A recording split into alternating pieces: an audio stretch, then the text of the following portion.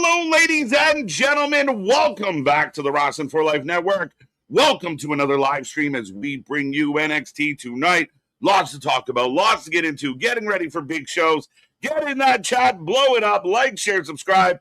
Let us know what's on your wrestling mind. And if anything else, let's go.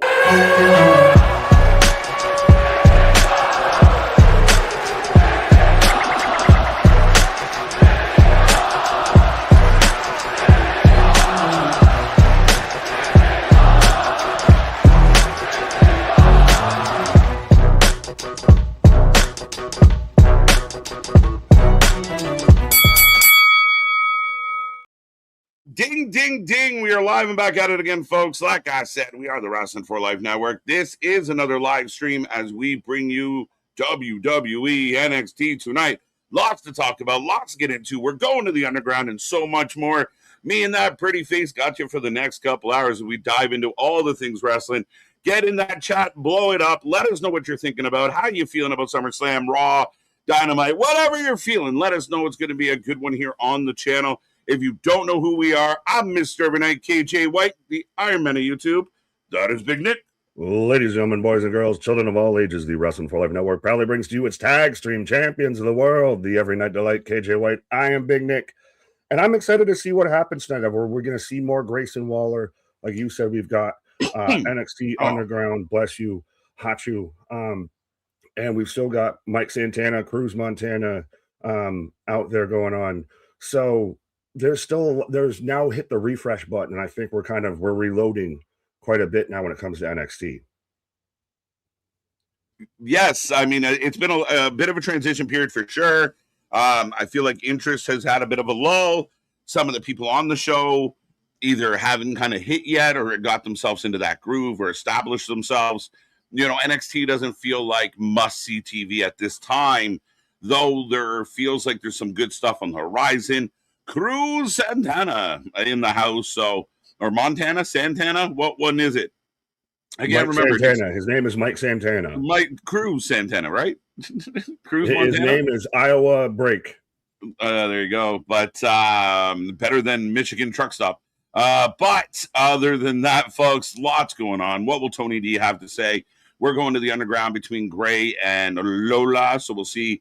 You know, could this be Lola's goodbye to NXT? What about the other moving parts? What about the other young talent? It's in flux for sure, Nick. But do we see more Waller? Do we see more of my new favorite NXT superstar, Grayson Waller, out there? Does he take over the show right at the start? Yeah, I don't know if he jumps the gate again right away, but I definitely think he's going to make his presence felt. I know for the most part, people, yourself included, you know, were very high on what Waller did last week. And then I know there was a couple people that were like, it's terrible. I don't get it. Everything's just meh. Yeah, okay, thank you for coming. But I mean, I'm assuming you still stand on it's good, we're excited, and we'll see what happens. Oh, absolutely. That's why I'm waiting to see what the follow-up is going to be, because you can't just do that and not have a follow-up. That was such a perfectly done segment, especially to start it off, to reintroduce Waller after he's been off for a minute. Yeah, I slipped up, deal with it. But it's also, now you have to have that follow-up. You can't just have the one cool segment. Now you've got to follow up on it. Now he's thrown himself into the mix with Santana and Tony of going after the NXT title. Mm-hmm. Now he's got to stay there. Now he's got to feel like a guy who can win the NXT title. Yeah, and I think with his stature and where he's been, and again, for all the people out there that somehow act like this was some slight to him, he wasn't doing anything, and his group just all went elsewhere. I mean, I think we might see them sooner than later in another company, but he had nothing going on. So instead of trying to wedge him in something on the main roster, he gets to come down and kind of show everybody, I'm not just the funny Aussie. I think that was terrible, but you know, that's the hope here. Again, there's so many wrestlers, Nick, and so little time. And I know everybody wants everyone to be at the top of the chart, but I think this is good for Waller. Big fish, small pond, a little more of a flex, definitely in the world title picture. And if he keeps cutting good promos, let's go. Absolutely. But you did mention the top of the charts out there. So what better way to segue into the top three from last night out there? Spaz, Damien, and Ronan on a really well-received Monday Night Raw. I saw a lot of other people kind of say it had that big, like, post-Mania kind of feel to it. We had the Becky surprise, the Steph return, LA and Roman squaring up, Brock and Oba squaring up, or Braun and Oba squaring up. Yep. Yeah, I thought it was a good Raw. I gave it a good rating. Some people, again, being them, didn't feel that way, but ultimately, uh, we've been saying this for a few months, and I feel like we're becoming the outlier in the IWC. Probably why we're not in it. Hmm. But more and more people that are just like everything's so bad. I'm seeing a lot of big crowd reactions. I'm seeing a lot of pops. Now, they have to address their ticket issues. They got to address. But as far as the show goes, we've lost our mind about a lot of things lately. Sammy becomes champ. Sammy loses the belt. RKO shows up. KO's back. Even prior to that, there's been a lot of, oh my God, oh my God.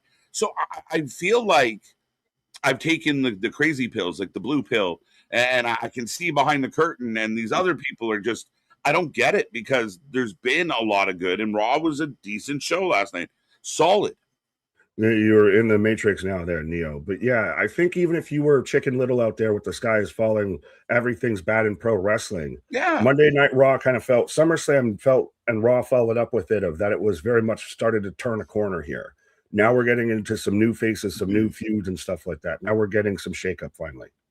Yeah, a different vibe, a different energy, and let's go. I mean, like we said, NXT, we're still trying to get used to some of the new faces. I think sometimes people forget, like when certain people first showed up in NXT, they're not the people we know now. So everyone's like, Black and Gold, and Black and Gold was something special that you probably will never catch that lightning in a jar again. You just hope to catch different lightning in a different jar. But you got to remember, like some of these people, when they first got on board, they weren't who we know now. Like it took time, and that's what we're seeing with a lot of this younger talent. Even the Vanity Project, who look 12, like one day they're going to be something. Oh, one day future tag team champions out there. But back to the names that are always behind us. They're the top three from last night. Of again, the more you chat, the more you super chat, the more you drop the jewels, the super stickers, you get towards the top of the pops out there. YouTube counts it up for us. But yes, should we say hi to the peoples? Have at her, sir. Zach out there, National Chocolate Chip Cookie Day. In honor of that, I had several chocolate chip cookies today. And you're going to do it in commemoration tomorrow And the next in the day, moratorium on Friday.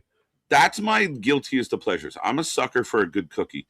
Pause. But you like a soft, chewy cookie? Oh, let's go. Oh, you're not a crunchy guy? I don't mind them. There's no such thing as a bad cookie, I don't think, unless you like screw it up completely and make it gross. But no, a good chocolate chip cookie is hard to screw up. Fair enough, but we'll move on to Ken out there.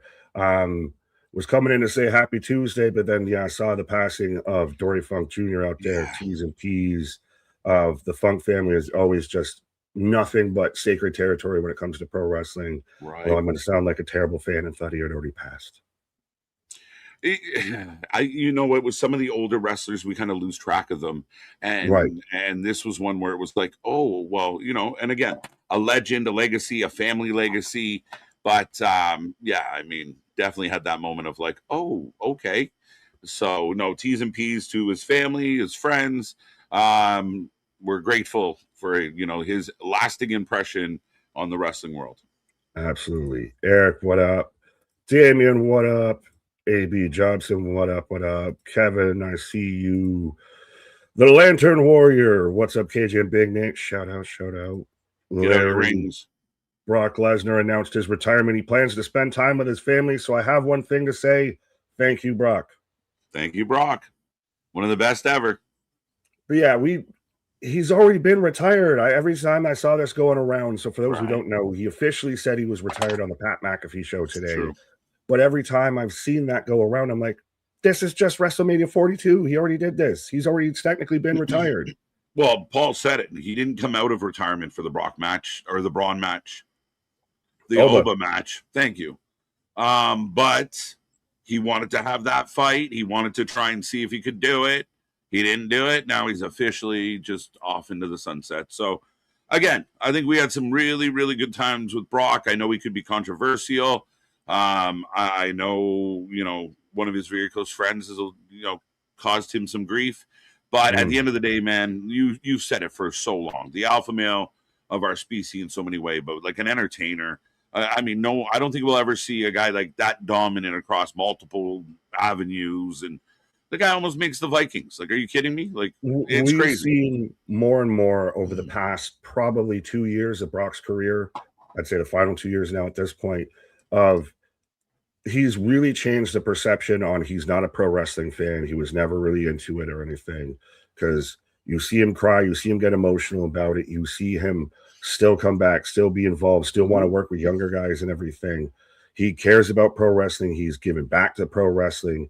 He's been probably honestly one of the best minds in pro wrestling, such an underrated view that way.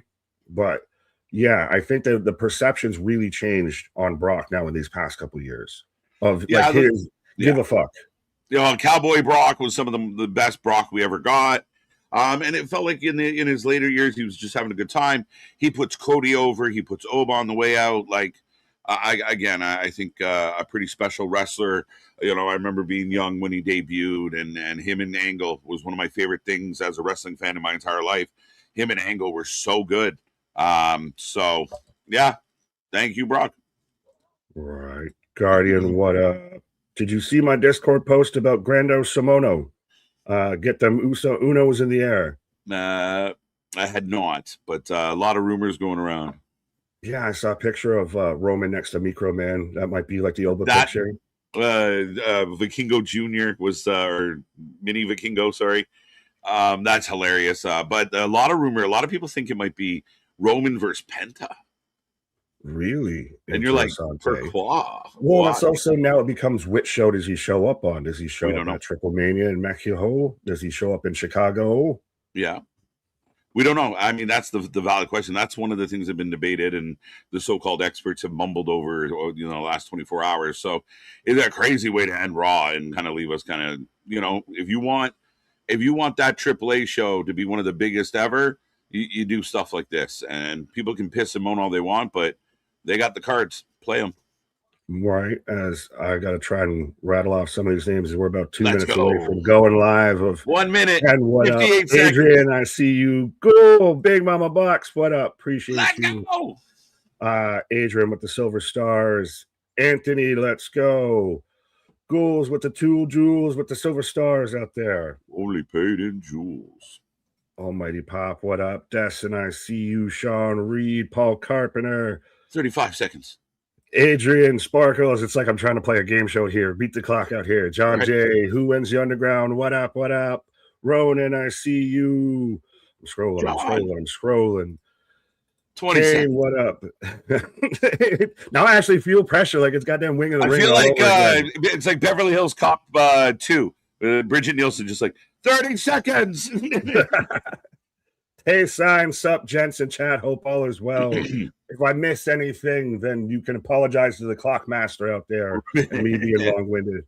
MDB in the house. Let's go. And agreed, Lesnar has passion and care for the pro wrestling business. He did show that. Maybe in his younger years, he was more of a fuck you kind of guy. But I think that it comes with age, right? And he's a dad. Everyone's perception, as you get older, you start really understanding what you're trying to do. And he's done it. I mean, good for him. Well, I think part of what's made Oba so special is everything that he's learned and probably gotten from working with Brock. 100% in a lot of ways, right? So as I get the start of the show, I get Dory Funk Jr. 41 to 2026. Crazy. Yeah. So 80s, late 80s. Right. Have you ever had a pan nookie? What did you just ask me? We'll come back to it. We got the opening. We're saying out of hand, folks. Now, well, we're like spot on. We might be. See who's all that countdown doing. Forever? Wow. There we go. We're dialed in, folks. You can sync up with us at home as we are about to be together. What? Did we just become best friends? Yep. Yep. As I got the shot from inside the NXT arena, the Impact Zone. Right.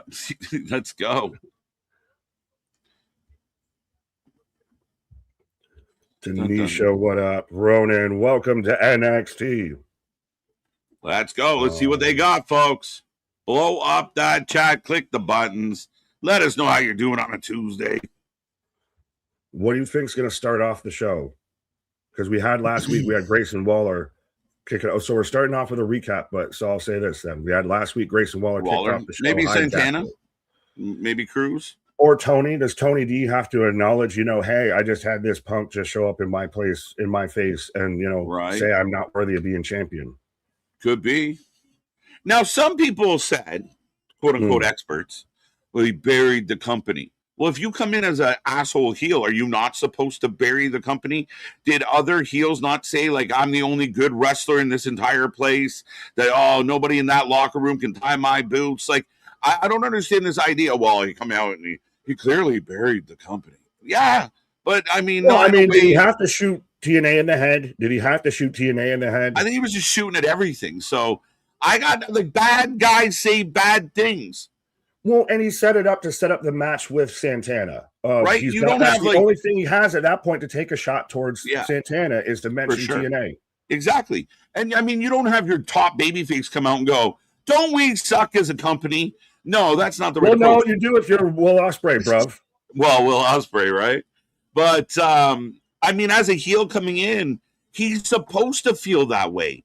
The fans aren't supposed to tell, oh my God, he just admitted that the whole company's garbage. Yeah, he thinks everyone's shit. Yeah, but he doesn't like anyone. People try and like dog walk on Waller saying, well, see, you had to come down from the main roster. Yes, he did. Down here at NXT. Well, they weren't doing shit with him up there. It's good. It's a refresh on him. Well, and then, you know what? Player coach. He might be a player coach. 100%. And shout out, you can't deny that. Okay, you're right. He had to step back. He tried and he failed, but he came back down and he's still trying. So yes, correct. High five. Okay, he didn't make it. You're right. Neener. But now what is he doing? Now let's see if he can recover. He's not the first guy that needs a comeback or a reset. We've seen dozens and dozens over the years. Well, we were kind of seeing one last night with LA Knight. Right. That might be their biggest swing and a shot behind LA Knight as was last night. But what if Bray just stayed Husky Harris? Would we talk about Bray the way we do now? No, not even a little bit. But he had to go, oh, I can't believe they went back down and he had to like change his name. But he felt like it became something amazing. So, I mean, I think Trick's the best recent example of we thought, we don't know about this guy. Now he's a superstar. Do we not have it anymore? I'm trying to find it. Oh, we got it. Oh, I got it. I'm Miss Parker. Absolutely. Let's go. Jada Parker out here. She's somebody that might need a reset. I think her story's been a little interesting where I felt like she had a reset and then it just kind of reset again. Like she's not really gaining the momentum I thought she was going to gain. I mean, she did beat Natty, did she not? Yeah, but now she's still got to deal with the rest of the Natties and everything. And now she's paired up with Thea Hale. So is she sliding backwards or anything like that? Like she was somebody at one point that we thought would have been going up, like when Lola Vice goes up to the main roster and everything. Yeah. Well, yes and no. And I think there is still development being done with Miss Jackson. I don't think she's I think they like her. I really do think they see something in her. I do believe that's why they got her working with Natty, because I think there's been some times where she's been a bit clunky, a bit not overly technical. So, put her in there with the best technician ever from a female standpoint. Yo. And here we go with the Natties. Wow. Yeah. How am I supposed to take Nikita Lyons seriously? I take her very seriously. What do you mean? Wow. Whips and chains, handcuffs, smack a little booty all whip my belt. Let's go. Help. I take that very serious. Getting Catwoman out there. Meow. It's only fitting that Natty, the fucking resident cat lady on the WWE roster, is the one out there that has Nikita Lyons literally with a goddamn cat mask like this fucking Halloween or something.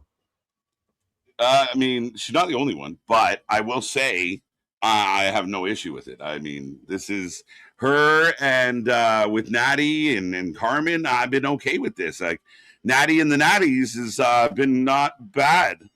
Are they better than Jade and the Baddies? No, I mean, they had way more of a run, so I wouldn't. They're not there even. They're just getting started, my guy. Fair enough. But well, we are off and running. Miss Jackson starting off with Carmen, so let's see how this one looks.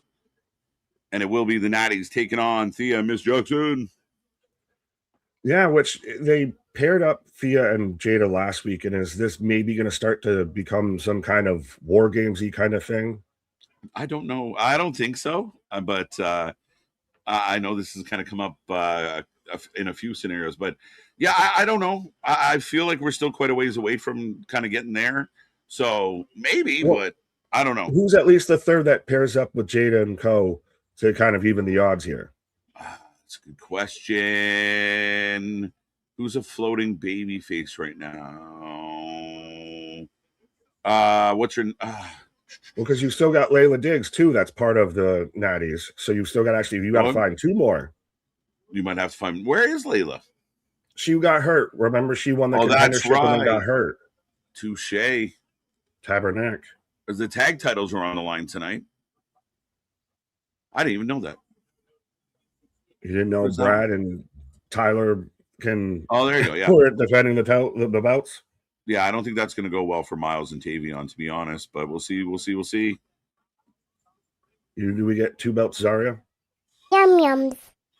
Yeah, that's a good idea. Yep, the chat agrees. Yum yums. Mid in the building. Dale, Big Nick on TV. What? Me? What? Did I do something? I don't know. What happened? What happened was right. Spaz with a $10 super chat. Your daily internet idiot quote. WWE are so desperate using Roman in Chicago. I bet they use Punk next. In better news, I'm so hyped for SmackDown this week. I'm blue branding the Hangout this Friday. Let's go. There you go, buddy. This idea of any desperation or fear is a delusion. It's delusional. It does not exist. There is no fear. In fact, I think guys like Triple H and Nick Khan kind of chuckle at Tony. Are they fucking with them? For sure. Out of a place of fear? Nah. What are they afraid of? The company that sells an average of 3,000 tickets per show or 2,500? What are they afraid of? Nothing.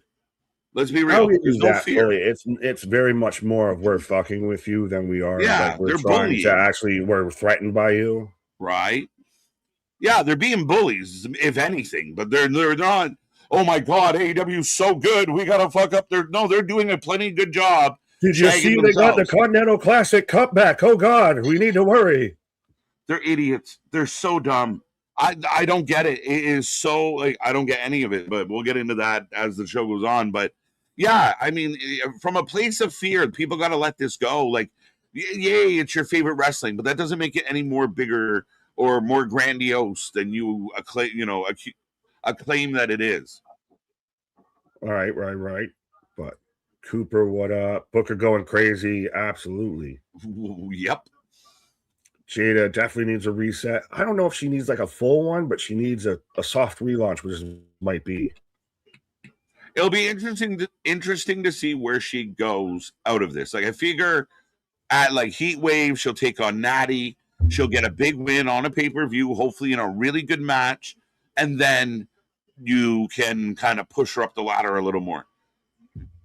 It's like on the job learning. Does she need an NXT title reign before she moves up? Maybe. I think there's a log jam as far as people moving up and people who just got there. Again, I would almost rather stay. I'd keep her in NXT for a bit to give her more reps and more time, opposed to sitting in catering on the main roster. So let's let her have a run. She can go after a Kendall. She can feud with a Layla. She can feud with who's the other lady that just came in from Evolve? Oh, No. good question. Another, It's not like Wendy another too, because I would have known Jack that. Another like Jack. I know. Oh, Christ. Now Slip my mind, folks. Yeah, no, Callie Armstrong, because I'm a big fan of her. Callie's That's out so there. terrible that I feel so bad I forgot that. Callie Armstrong. As But right Callie's now, actually, I think she's almost kind of leapfrog Jada when it comes to the bit of the pecking order. She's been a bit more featured. She was hot. I think she's cooled off a little as well because just the sheer number of people. And again, if Kendall beats Lola tonight and NXT says goodbye, Lola, that's another spot for people to shift up into. So Thekita in control of Thea right now. Again, I think her wrestling's improved immensely. And her as a heel, I mean, she's just working Thea out. And people hate her. Me being probably number one in that fan club, I'll take that. Let's her go. And Wendy too as a women's tag team, and just somebody do it just because it'll fucking piss me off. Well, yeah, real quick because I see a few comments about the whole AEW Chicago thing. Listen, I saw a sicko, an AEW diehard, take a video, and it was so funny because I guess he lived near SummerSlam. He was nearby. And he took a picture of a billboard that Tony Khan had put up advertising AEW. And he was like, this man's genius never fails to. And even other AEW fans were like, bro, he did this in Vegas. He's been doing this is not new. But if you're game for that kind of pettiness, you got to be game for all of it. You can't get, again, it's do we have a problem here? You can't get mad that they got a bigger gun. You can't. You can't be okay with your and get mad that you got hit back. Yeah. So, it's so cool. Look what Tony did. You think, TNA's been pissed at AEW all year. And the sickos defended at every turn. So you can't be okay with it and then just not okay with it when it gets done to your favorite wrestler. Exactly. Prime example. And I know Anthony, I'll speak for him on his behalf out here because I know he'd say the same thing. There's no way you can tell me that Tony Khan holding back the Motor City till he's head-to-head with TNA out there on a Thursday, when you had him right there on a Dynamite, you had him available. You can't tell me that ain't being petty. That ain't taking a fucking shot. Yeah, or and some would say, well, maybe you're being, it's business savvy. Fine, but then it is that for everybody. But then that's business savvy when it comes back around. If the WWE holds a Saturday night main event in the parking lot at the next AEW pay-per-view, so be it. Just do better than them. That's the answer to it all. And for all the sickos and the Melchers out there that, well, it is better. The masses are saying otherwise. So you might feel like, yes, but the numbers don't lie. So that's the goal. Make better shows, write better stories, have better production. And then you can start getting back into that conversation of, are we number two? Because even if you're number two and it's by default, really, what does it mean? The Natties just used the heart attack. So I guess now Natalya can pass down the Heart Foundation moves. Right? Dude, you're getting the Heart Foundation rub, buddy. And one half this tag team is Canadian. I love it. 2 out of 3 are Canadian. I love it even more. 2 out of 3, 2/3 out there. Right? You know what? We'll trade you. Who can we get back in return for Nikita Lyons? We'll trade you. Right? We'll get a sack of balls and some quarters?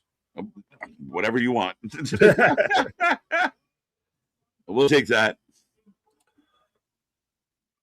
Roll up. Nikita 1, 2 count. Jackson bumped Natty off the apron. Again, I think this has been a good match. Is that fair to say the match has been decent? No big botches. Yeah. I mean, that's, pretty much a C to a B plus. I mean, good action, good pace, no real mistakes. The booty drops hard. There's more cakes than a bakery in this one. Thea gets a tag. You think one of these? I still am a sucker because she does the LeBron taunt afterwards. Right. 1, 2, 3, and the spastic girl gets the win. Let's go. Avril, she stole my spleen with the win. Right. There you go. So little Thea gets the W. And it makes you happy she pinned Thekita. Well, Thea's been on that kind of run to where she was out there in TNA. She had the match with Indy. Now she's out here teaming with Jada. Thea went for the pin, and her whole body was off the mat because on top of Nikita. Well, that's the thing is Nikita and Jada aren't yum-yums. They're yam-yams. Yam-yams. As now we got a brawl. So the question may be answered. Who is numero 3? Yeah, they're outnumbered. Oh, Natty hits Nikita. Duck, dip, dive, and dodge. Headbutt. I'm a fan of anyone that uses a good headbutt. Oh, the Natties are getting lit up. Thea and Jackson looking dialed in. Yeah, but so is this. It's interesting because you have the two baby faces who are the underdogs outnumbered in this situation who just got the win and still leave with the upper hand. This is where I think it pisses Natty off. Natty gets some revenge, and it leads to a match at Heatwave. The finality of it all. Yeah, but I would have liked to have seen just the heels leave on the Heat. Yeah, but you want to feel good about the baby faces. They just got the win. They just got the win. We want it. Well, they overcame the beatdown, which is good. Which, I mean, if Nikita is kind of the ranking that you said, and Carmen's not far off, I mean, they should beat them up. Yeah. As Tavion and Miles pretending to like each other for this tag match tonight. I just had that in my head. I was like, Tavion's going to turn on this man. He's really weirdly pulling him in for a hug and everything. Yeah. Bro, you don't know you're about to get stabbed in the back. Yeah, it feels like definitely a possibility. Tony D in an alternate life if I worked out more. I mean, I can see it. A little bit. I mean, I don't know if I can pull off, the little kind of hawk there. Yeah, what? That's the other name we didn't mean to sleep on, but Rena Vulcan, Nikki Blackheart. Yeah, she should have stayed Nikki Blackheart. Again, she's just out there Krakatoa in Rena Vulcan. Right. Thea and Jada. Yeah, it really was. This match, because Damien said it was cooking. I thought it was a good match. Good opening match tonight. Solid. Wait, what was Sam trying to say there that you clicked on? Oh, Samuel. Okay. I'm trying to take a Wrestling for Life family to the top of the mountain, but I think I'm going to be independent now. Fair enough, my guy. You do you. You go wherever the wind may need to take you. Pitora? Yeah, right? Pitoria? On his own? Pitoria? His own little country? You just made the deepest Family Guy reference. I had to peel that back out of my mind. Right? I know I was close. But yeah, well, nothing but love. Right. Hashtag Fakita. I liked her before when she was Fakita Lions. Now she's squeamish, cringy Lions. She was always cringy, squeamish in a way, but she's still Fakita. Yeah, she's thinned down. She's got that Nia Jackson to where she's slimmed down a little bit. She has slimmed down and gotten better shape. Maybe that's when you blow your knees a couple times, you're like, maybe the thickness needs some restraining. How do we politely tell you that your knees are screaming for help? Yeah. Respectfully. We're robbing the world of this thickness. But Spaz with a $10 super chat. A quick wiki will show you Worlds Collide as a crossover show. It has included Raw, SmackDown, NXT, NXT UK, 205 Live, and AAA in its history. Mm-hmm. And also AEW dropped Dynamite to counter NXT from day one. 70 weeks. Right. And listen, again, you can't be okay with the fun and games until it's your turn. I have no problem with Tony booking on a Thursday. I have no problem with Tony booking on or being brave enough. Like, we've seen Tony move pay-per-view times to avoid WWE, and I've challenged him to don't move your time. Just do you, boo-boo, and let's see where the chips fall. You guys want to brag, but you don't want to fight.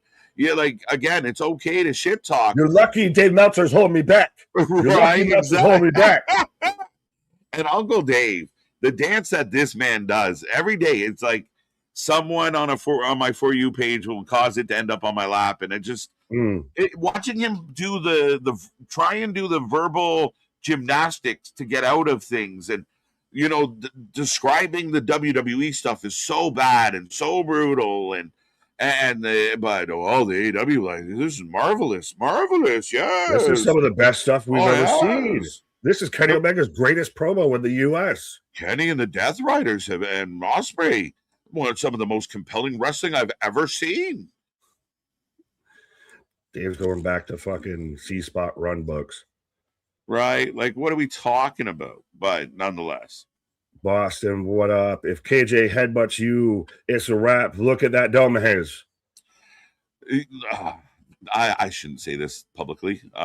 Once upon a time, that was definitely a KJ go-to where I didn't like people in my personal space, and I do have a rock of a you're Kevin Owens. So you're fitting more of being Kevin Owens. Did you ever do it to your boss? Was his name Vince? Right. I have not done it to a boss, though there was a couple that probably deserved it. So, but yeah, I mean, it's hard. I mean, it's nothing but rocks in there, bro. So, yeah, it's a handy thing to have. You mean to tell me that, hockey player Canadian who looks like Kevin Owens doesn't do headbutts? Yeah. You must. There's something just like when someone's this close, you just you just start hearing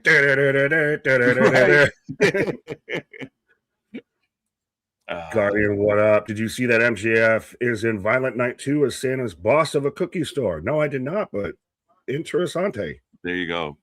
I wonder if I might have to watch that movie. That might be a members only movie review. Let's go. Boston, I see you. Almighty Pop, do you guys think they should bring back the women's tag team belts? I think there's enough teams. Should they at least do it to where they're defended across all three brands? More than they have been. Listen, I would rather them take away one of the men's and do the same thing with the men's than give the women's theirs back. I love NXT's women division. I think it'd be great to, highlight them, but I like the traveling belt. I think it made the tag belts more interesting. I think it made the women's tag belts more interesting, but they did taper off. Like, they haven't fought anyone really out at NXT since Lash and Jakara, which I'm hoping she comes back as.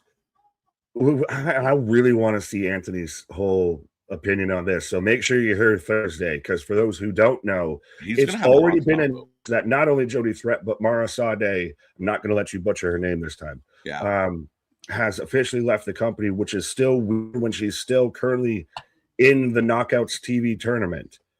Like, how do you let that happen? That is, respectfully, that is the one Roll TNA moment for me that they've done since they moved to AMC. Yeah, I feel like, I got the impression that, they were hoping to renegotiate and it didn't work out. And like you said, you're in the middle of a tournament. It's not the best of looks. She's on your TV.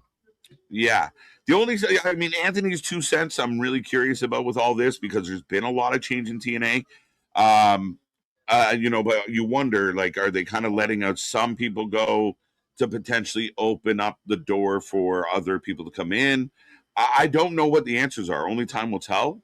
But of course, Ringsider Anthony, go check out his stuff as well. He's on the TNA Pulse. This is the most people I've seen leave TNA ever. Yeah, especially for one reason or another, they've all left. Yeah, a lot of names tapped out and said goodbye over the last while. It is pretty crazy.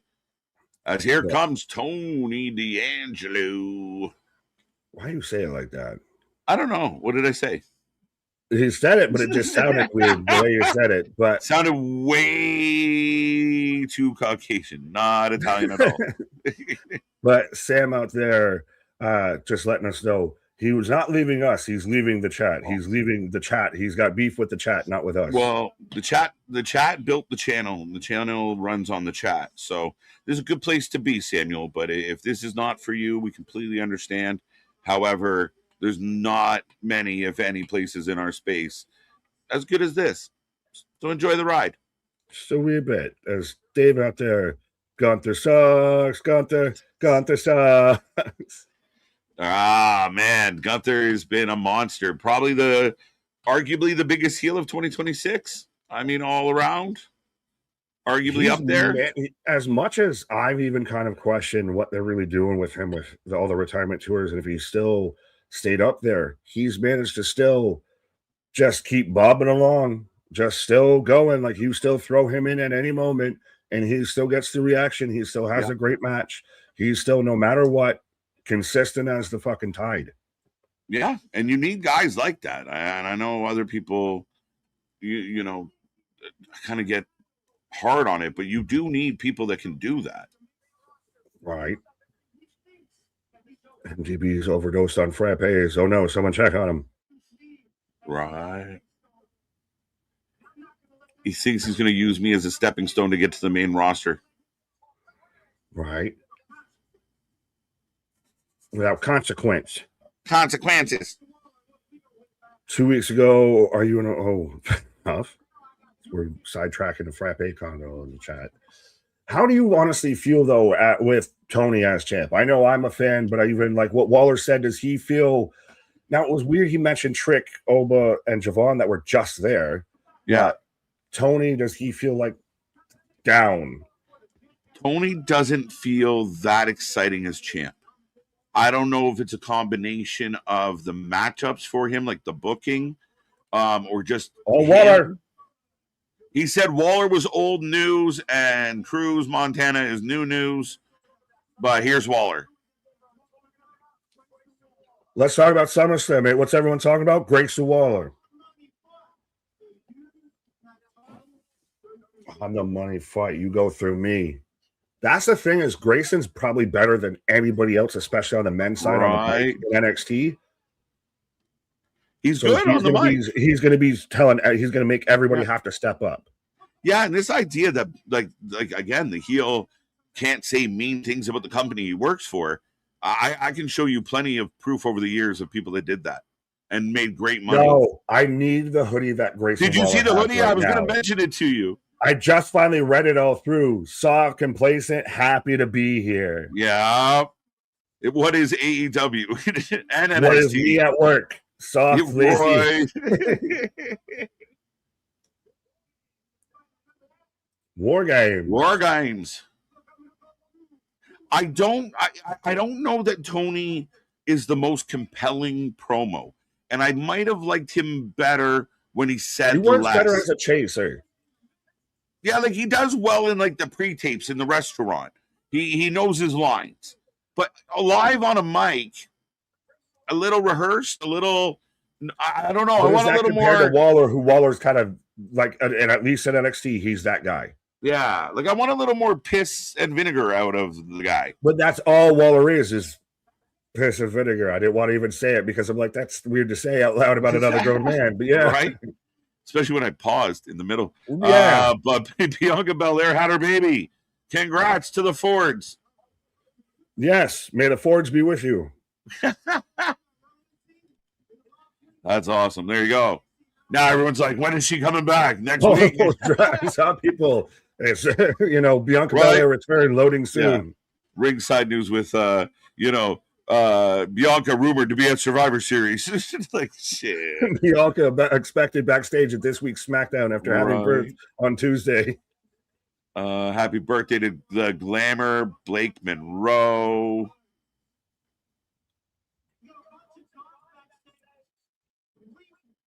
Tweeting. Gunther's dead in the water? How? As here comes Cruz. Why do you add unnecessary accents that don't fit the person? You said Cruz like he's Eastern European. He's fucking Puerto Rican. That's jokes. I was just kind of rubbing in the Cruz part, but jokes. Hey, NXT, what's good? This is a triple threat at Heatwave. This is a triple threat at Heatwave. Yeah, and Waller wins it. Pisses everybody off. Don't you think that's what it should be? He should be the one that snaps everybody. Let's go. We're not out here doing fucking TikTok dances. We're not out here happy to be here. Mm-hmm. Yeah, I don't want to call it predictable, but the idea that Santana hits his finisher and then Waller steals it, throws him out of the ring and gets the pin. I think I'm all for it. Would it even be funny if Santana throws Waller out of the ring and that almost helps him into his finisher? Because remember that goofy run-in? Right. I hope as a bad guy he changes that finisher. Please. Can you bring up the bracket bit of what Waller's saying that might be coming from people who are backstage that aren't Grayson Waller that might be using him as, hey, NXT used to be the one, like the Cox walk out here on Tuesdays, the bee's knees between Wednesdays or Mondays and Fridays. And now it's kind of not. So do we need somebody out here to really kind of snap this shit back in place? I think so. And I think we used to talk, even if you didn't like elements of NXT, you still had really good wrestling matches. That's the one guarantee you got from NXT on a Tuesday, was the matches were going to be good. And they still do have good matches, but I don't know if it's the same intensity. And the other stuff is just taking a time to kind of get simmering. I like this setup here with these three guys. And it's got legs. Yeah, Waller's really yawning and rubbing his eyes. Oh, they're putting down the guy they just signed by yawning. Yes. No, they put him down when they changed his fucking name from Mike Santana. If Roddy Piper was in his prime during the internet days of wrestling, you guys would have a nightmare trying to, he would have eaten you guys alive. He'd be canceled. Yeah, he would have ate them alive. He said the meanest shit to people. He would have never been able to make it out of the arena after he cracked a fucking coconut over Jimmy Snuka's head.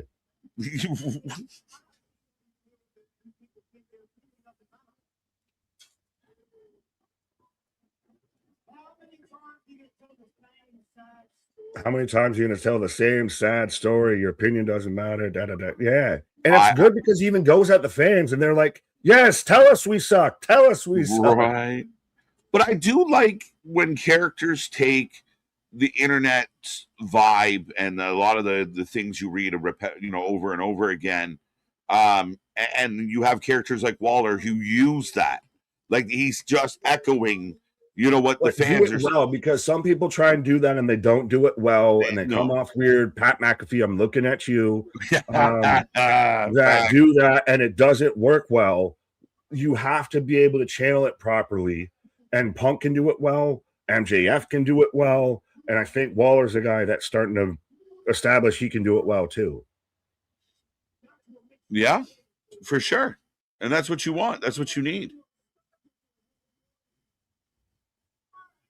And this has really kind of gotten Santana over too as well. Like Santana almost feels like it's a feud between him and Waller, and Tony's the mediator, the moderator. Right. Sebastian. Throw a little fucking 21 at us. Let's go. There you go. Yeah, showing NFC some love. Shout out Sebastian. Oh, you don't own me. You see that? They had to clip away from Mike or Cruz as he looks at Waller and says, I'm gonna I'm gonna Camera was like, no. I know. This isn't TNA. What are you doing?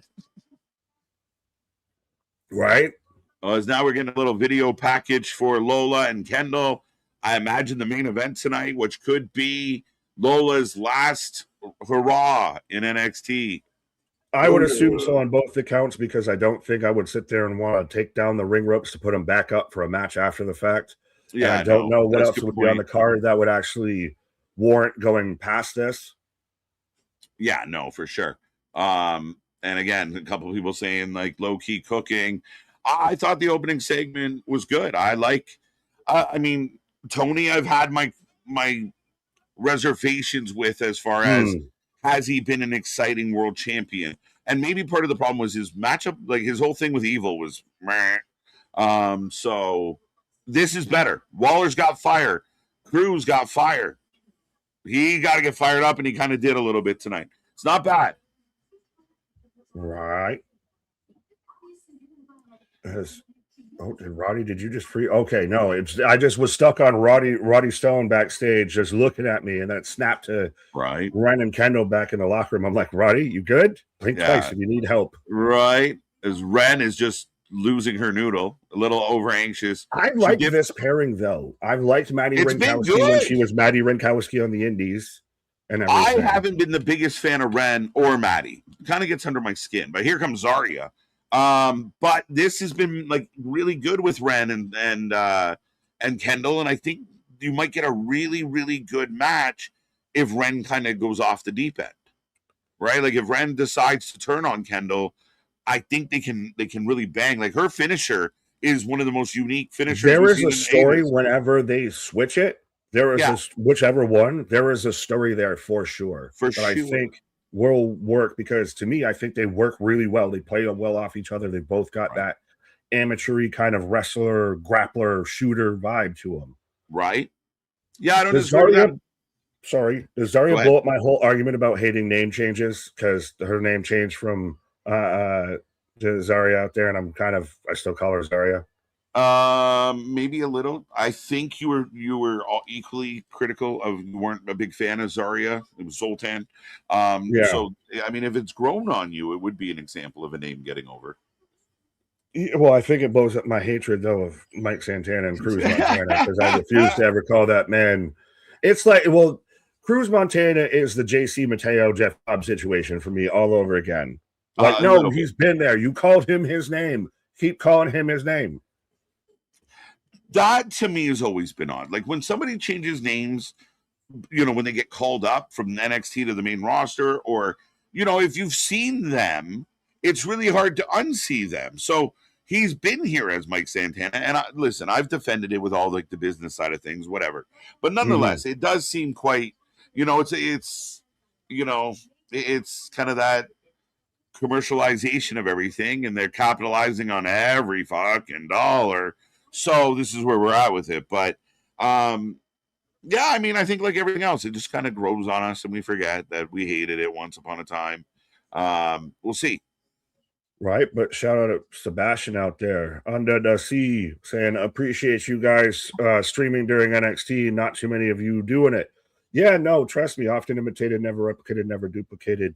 We're out here actually covering TNA when a lot of content creators went to TNA but don't watch TNA anymore.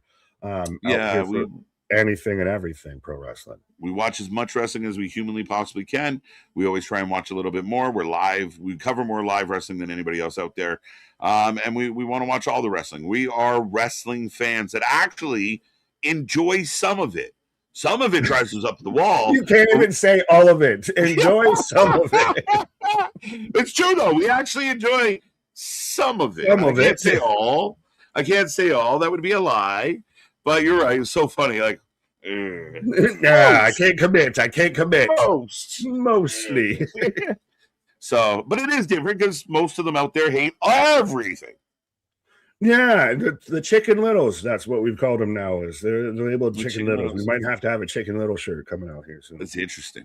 I hadn't thought about Is that in the public domain? I know Winnie the Pooh is. Peter Pan might be. Is Chicken Little in the public domain? Yeah, I think if you misspell it, you might get away with it. There's ways. I don't know if that helps our case. There's ways, you know. Tad Nugent. Fair enough. I'll be right back. There you go. KJ's going to go into check into liability laws. Reference, folks. Wait. Wrong door. Yeah, you go tell them the reference there. But MDB, literally nobody covers more live pro wrestling than us. Absolutely out there. Trust me, we've been out here 4 or 5 streams at the same damn time. We've had, what was it? We had AEW's pre-show in our live chat watching their pre-show. So we're the channel that the wrestlers watch. We're the channel that, goddamn it, the companies and the shows even watch out here. So be a friend, tell a friend, like, share, and subscribe. I know things have been popping off all left, right, and center out here with SummerSlam. Monday Night Raw was phenomenal out here, just past 12K. Got the Fantasy Football League about to be kicking off and everything. Merch store, Discord, Twitters, Instagrams, everything. Are we about to get Zarya 2 belts out here? But yes, be a friend, tell a friend. Spread the good gospel of the wrestling out there. That's the thing, is I think it's more of just, you know, the more people hear about us, the more people stick around. That's the thing. You know, once we got you hooked in. A little dab will do you, but who do you got, folks? Whether you've got Zarya or Ren Sinclair, let me know. I mean, it's for the speed belt, so does Zarya win it and just dissolve it? Maybe, but does she take an L to Ren?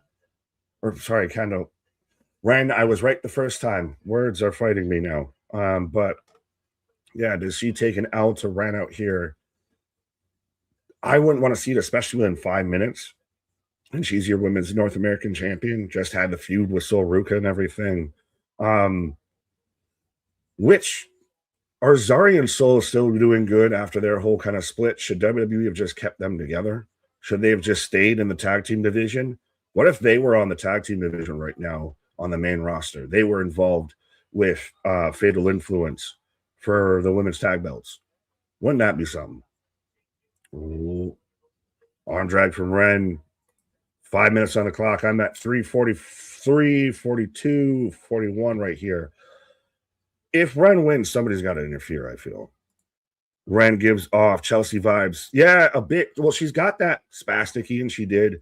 When she was on the indies, she did like the whole little main character thing to where she would literally call it main character podcast or something like that. And she would interview other independent wrestlers, but would make it all about her. She's got that a ton of personality behind her, and she can actually go pretty well. She just needs to kind of find, I think, the right, I don't want to say presentation, but the right story to get with her. Maybe her and Kendall splitting up would be the right thing to really kind of launch her. Because Kendall has been the breakout from Evolve, I would say. Once she became Evolve champion, they instantly started using her on NXT. She's now NXT Women's Champion in fast time. And pretty much the face of the whole damn place. Back elbow from Zarya. Now, are we going to get, what, a draw or something? Are we going to get extended time? Boot to the head.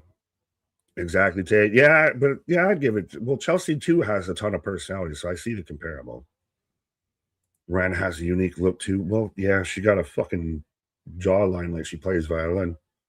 I'm glad Zarya got rid of that blonde hair. When did she have... Oh, you talking about... So I'm like, when did Zarya have blonde hair? She's just always been the carnage to Rhea Ripley's Venom out there. Damian, KJ, Nick, thoughts on Royal Rumble next year? Will be in Phoenix, Arizona. My biggest thing is I don't even care where it is. I think it's interesting. It's interesting, too, of Monet's whole reaction online about Wrestle Dream getting mentioned in Orlando. But I think the biggest unique thing coming out of the Royal Rumble announcement, as we're down to the final minute and a half here, is that Dana White announced it at like some TKO thing. I can't even remember what it was at. I just saw that Dana White was the one that announced the Royal Rumble in its location, which I felt odd and weird. Like, why is that not someone from WWE announcing that? But back elbows, kick to the gut, busted nose. Don't know. Bronco Buster. Yes. Oh, is Zarya busted? Did she bust her nose open, or is that just the hair? It's kind of hard to tell with all the red hair in the face and the makeup too as well. Oh. Paul Ren got the moogly boogly. Uh-huh. Roll through. Ren. Pin. Dale, what up? What up? Well, unless you're in Belmont, Cragen in Chicago, then you see that combination all the time. Huh? Fair enough. Oh, when is Mexican and Polish? You never hear that. Who the hell is that combination? What the hell? How did we get there? Crossbody from Ren. Oh, Zarya rolls through, picks her up. We're down to 17, 16. Oh, final 10 seconds. They both dump out to the outside. Oh, shit. We're going to get a no contest. 5, 4, 3, 2, 1. F nothing. As Ren tries to lock it. Ren locks in her submission, but the match is already done.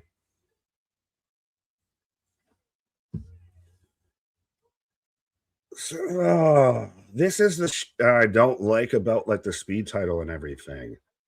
Of is it truly a win for Ren that, hey, look, she went 5 minutes with the women's North American champion and she can jump for a fucking measure 100% there. Cool, I didn't beat you in 5 minutes. Doesn't mean I still can't kick your ass when you're right here.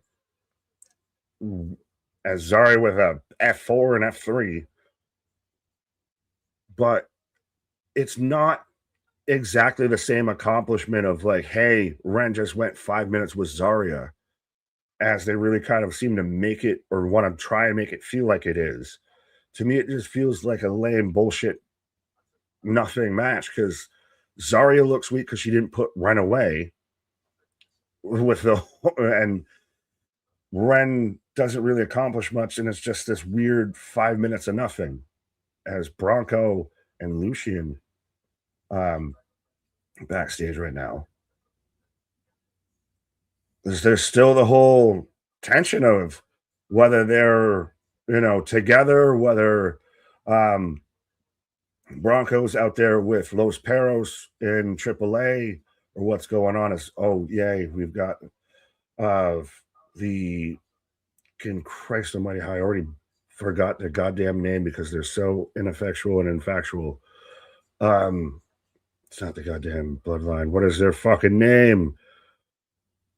Help me, fact checkers. Why have I already forgotten the name of the faction with goddamn Brogan Finley, Stax, Lexus King, and Charlie Dempsey out here? So I got the Vanity Project coming out. Birthright. There we go. Goddamn, why did I forget that? Oh, yeah, because they haven't done a goddamn thing worth remembering in this whole fucking promotion out here. It feels so much like they were set up to be something else or to have a different piece of David Finley or anything. And it just never materialized. So now they've just stuck writing it out with this nonsense bullshit faction that's Jobber City, as Tavion Heights and Miles Bourne about to take on the Vanity Project. And I like Jackson Drake sitting there coming out on the shoulders every time. But yeah, the Birthright out there, the Birth Effect, the Birth Defect, more like it, as we're in commercial break. But them out here involved with just continues the Birthright not doing really anything. They just kind of exist to exist because you couldn't do something with Dempsey on his own or just do like what TNA was doing for a little bit and have Stax and Ariana on their own and just be insufferable. Christ, just loan them to TNA at this point. They might need talent at this with how much talent's dropping off and falling off out here. They're don't even work almost as separate parts. I feel I don't want to see them as a group anymore because they've done nothing. Ariana Grace needs a bigger spot in NXT, like she could be an assistant manager or something. No, then we're just in the Ava thing. Like I said, loan them to goddamn TNA if they want to do anything. How to continue with the Santino angle? I'm sure that'll make Anthony happy. But even goddamn Brogan Finley's out there now after all the Chase U Rebirth, failed experiment too, and isn't doing anything. Charlie Dempsey's done nothing since, the NXT Combat Club fell apart. There's Lexus King, should be, make him goddamn Brian Pillman Jr. Stop with this Lexus King nonsense because it's not we're never going to get the fuck over at this point. It has died 1,000 deaths and has become a goddamn joke more than anything. He looks like fucking riffraff with these goddamn sideburns. Yes, I'm going see Montgomery Burns. I told you to shave those sideburns, but it is just nonsense and not helping anybody. And that's the stuff that I feel drags down NXT when you tune in. Like, I don't want to see that. I don't know who does want to see that. Cooper wasn't even a bigger thing. He said he's a bad actor. That's it. He gave props to Bailey Humphries. You said Jackson Drake, not a good actor. He said he should have watched his matches, though. What now? Oh, are you talking about Jackson Drake and Maven getting into it? I don't. I saw that, and it's on one hand, I like Maven. Maven's a talented guy. He's managed to, capitalize on what little bit he did in pro wrestling and everything. And hey, he's got a, market cornered when it comes to the YouTube wrestling content game. Can't knock the guy.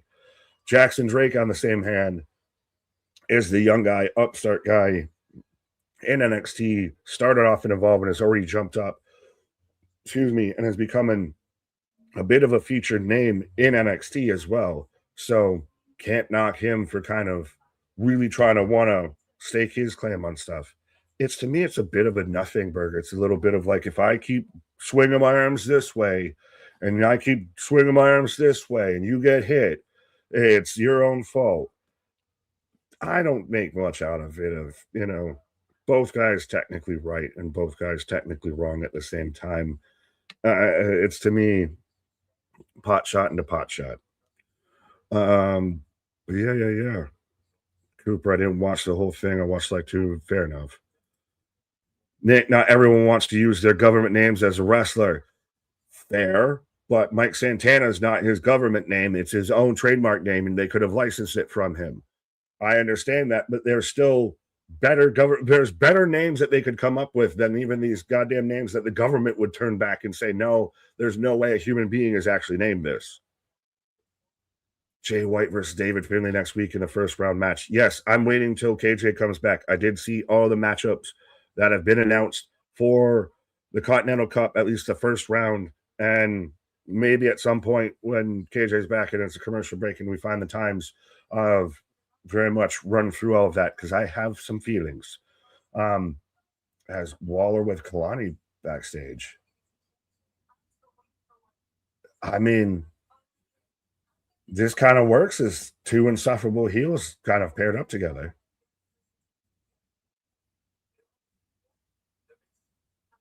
Hey. I like that as they played in with the whole Milo thing. Now, Mason Rook.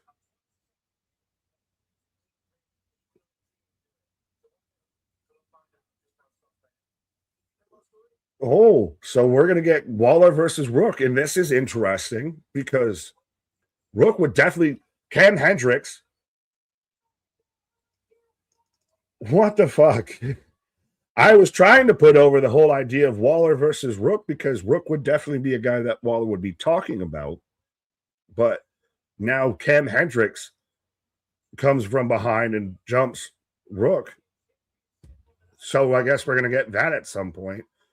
Yay, I would have actually rather have seen Mason Rook versus Waller instead of goddamn Cam Hendricks versus Rook. Like, honestly, I feel at this point some of the newer talent on NXT paired up with the newer talent isn't working. They have to have a bit of a vet to go with or work with or anything, because I'm still getting behind and still learning Mason Rook, and so I'm not that invested in him versus Cam Hendricks because I'm not that in behind Cam Hendricks, and I'm still learning who he is, and just saw him challenge and lose, in his match for the title. As Bourne and Heights are out here again, let me know, folks, who you got for the match. Grayson could use a name change, in my opinion. It's not bad. And again, we just talked about it, of he's been on TV with his name for so long. Like, if you were going to do it, then you need to do it when he comes back and says, I'm not Grayson Waller, I'm blah, blah, blah. Use his government name or use something that isn't that. You've seen that character, but this is who I really am, da-da-da-da-da. Do something like that. You can't now just randomly switch it, because then it's just why. And it feels like he's too far along down the fucking road to switch up the name now. But I do get how Waller might not be the best name. It's a little mouthful. Pause. Maven Low Brown, trademark. You messing with the real one? Are you going to start head twitching there? Maven and D-Lo. As Tavion right now taking on. I know that's not Brad, because Brad's the one that looks like fucking Tool Time. Who's the other half of Vanity Project, or swipe right there? Ricky Smokes. No way. Ricky Smokes, who looks like the guy who would be named Ricky Smokes in a fucking knockoff wrestling game to be a discount Ricky Saints, who's a discount Ricky Starks. So there you go. You got Alibaba on Temu on fucking eBay action. But Miles and Smokes right now going at it. Mark my words, 2 years from now or less, Jackson Drake is a main event guy. In NXT, I'll give you that. By the time he's in a main event guy in NXT in 2 years' time, he can probably ride all the big rides at Universal and everything when they go right. to theme Maybe park. he's legal age to have a beer to celebrate. Yeah, he can buy a beer without having to steal his brother's ID. Right. McLovin. Why out of all the names would you pick fucking McLovin? What other? Because it's a cool name. What other fucking human being have you ever named McLovin? What do you share? Yeah. Oh, dude, so funny. Let's go, folks. How we doing? Don't forget, we're here all week long for all your favorite wrestling. Tomorrow, it's Clash in Mexico. And we will talk about, I have it up as well, all the Continental people. This is crazy. The Continental people, that's such just an interesting way to put that. So basically, we're getting 8 random matches. So they're telling you, we're just But they've told you the matches now. They've told you the matches. Have you seen the matches? What I find funny is for all the weeks that we've said that Tony's just, playing Yahtzee with the booking, now he's admitting it. Like, oh, yeah, we're just randomly picking people. So we'll go from 8. Well, then they can't bitch. They can't say it's random if I already told them it's random. I told them it's random. They can't, you can't be mad. You can't be mad. So, yeah, so they go from, they'll have 8 matches, which will get us down to 8 people, then it will drop to 4, then 2, then 1. This makes no sense. Why are we doing it? Again, like a prequel to the Continental Classic, which is, I don't know. At least you get really good matches in the Continental Classic, but this all just feels like stroking Moxley's ego because he's not the guy. But I also feel like on one hand, it's getting talent on TV. Talent on TV. You're about to see the next. They've already written out your next, or not exactly written out, but you already know pretty much what's going to be the bulk of the next 2 weeks of AEW television is this whole tournament. The Continental Cup, yes, it will be, and it's going to make, again, a lack of storytelling on all the other stuff. Moxley, Kyle O'Reilly, Roderick Strong, Orange Cassidy, so 3 people from the conglomeration. Nigel McGuinness, Shibata. Shibata's still here? Holy shit. David Finlay, okay. Ace Austin, interesting. Jay White, okay. Matt Sydal, we needed him on TV. That's what we needed. Matt Sydal, where's Matt Sydal been? Great. Jack Perry, Jake Doyle. He was better off as Jake something. Now he's nothing. Brian Cage, Hitchachero, Claudio, and drum roll, please, Eddie Kingston. Let's go. Though your guy who's going to be taking on John Moxley at All In for the Continental Classic title. Do you think that's what it's going to be? Kingston. I don't know. It's what I can hope it to be, right? I can speak it into existence. Last Legend was out there in the women's title match out there, so I can 100% hope and pray that we got. We're hoping for a Moxley. If I can't get MJF, at least let me get Eddie Kingston. If I've sacrificed MJF in the main title, let me at least have Eddie Kingston. Do you think it would be Moxley, right? Moxley Kingston? It has to be. It's going to be Moxley. It's going to be who faces Moxley. What? Because they've announced the first round. Is it going to be Nigel? And then if it's Nigel, because Nigel was the first guy to throw his hat in the mix. What? Either way, I'll win. I can see it being Nigel. Hey, Nick Aldis came out to Oasis. Tony, can Oasis play me out? This is the Bush League Invitational. This is horrible. This is not, it hasn't even started yet, and it sucks. 3 members of the conglomeration, Hitchachero, Matt fucking Sydal. Wait, I can't wait to watch P.D. Williams on SmackDown. The fuck are we talking about? What are we doing? But like I said, they announced the matchups. If you want to know the first round matchups out there. All right. What kind of shit is that? Well, we can do it now, or because I'm still on commercial for another few bits. So tell us who's fighting. So on Collision, I believe it's in a week's time. We're getting Orange Cassidy versus Matt Sydal. Claudio versus Ace Austin. Jake Doyle versus Eddie Kingston. Oh my God, Becky. Roddy versus Kyle O'Reilly. So the conglomeration fights the conglomeration. Good. I mean, at least that should be a decent match. Brian Cage versus Hechicero. So Callis on Callis on Callis. It's random, right? What is Tony reading the Wrestling Observer? Callis on. And then Shibata versus Nigel. I mean, that's Tony booking for me is Shibata versus Nigel. I hate it, but that's one of the matches that I'm maybe most looking forward to. At least they'll be professional about it.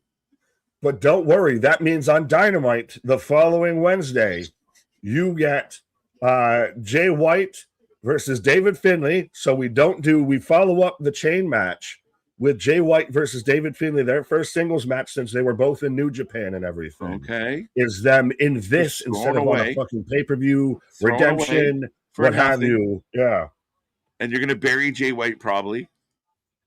And then you also get Jack Perry versus John Moxley. So John Moxley taking on Jungle Boy in the first round. And they're going to bury Jungle Boy, who's like, again, it feels like anytime someone gets a buzz, there's like one of three names that come swinging through. Like, Jack Perry's got a little, we just re-signed him. We should book him good. Here comes Moxley to cut him at the knees. If it's not Moxley, it's going to be Jericho. Like, I don't understand. I don't. And legitimately out there just going, we randomize this, folks. And why, though? You're about to do the Continental Classic in weeks, a couple months at most. I don't understand. And I don't care about half of these fucking matches. This is your build for All In. But it fully fits that it's goddamn randomized and everything because you've got Callis on Callis, because you've got conglomeration on conglomeration. So they had to put a couple of those in, right? Yeah. Jesus. How do people champion and stand behind that as an advertised product and gangbang on other booking? And you hear booking like matches like that are going to, again, no heat. That is good. Roman Seth SummerSlam main event is garbage. Bad. Yeah, like what are we talking about? Help me understand. It's just, how can you physically have your own set of eyes and see the same thing they saw and still agree with them on that?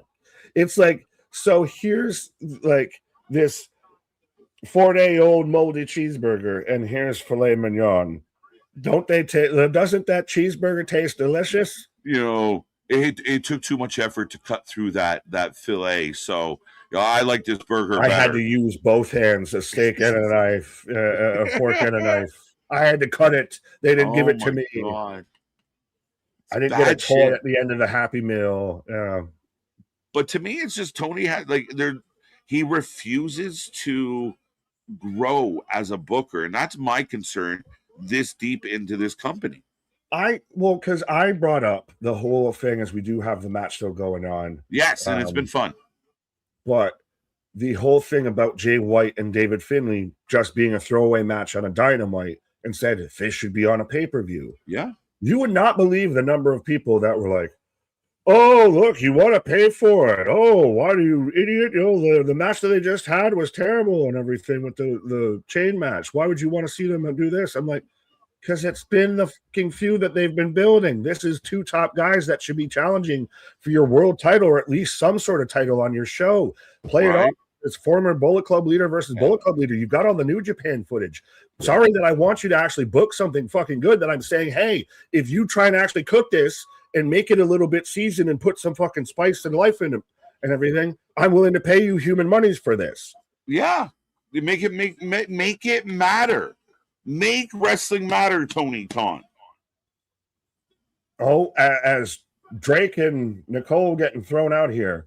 But it's one of those that's that conversation, like other people have said, of why AEW won't grow, because so many people are okay with where it's at, that they don't want to butt back at it, that everything's great as it is. So there's no try and make it grow. Yeah. And I mean, 1, 2, 3, your new tag team champions. No! What?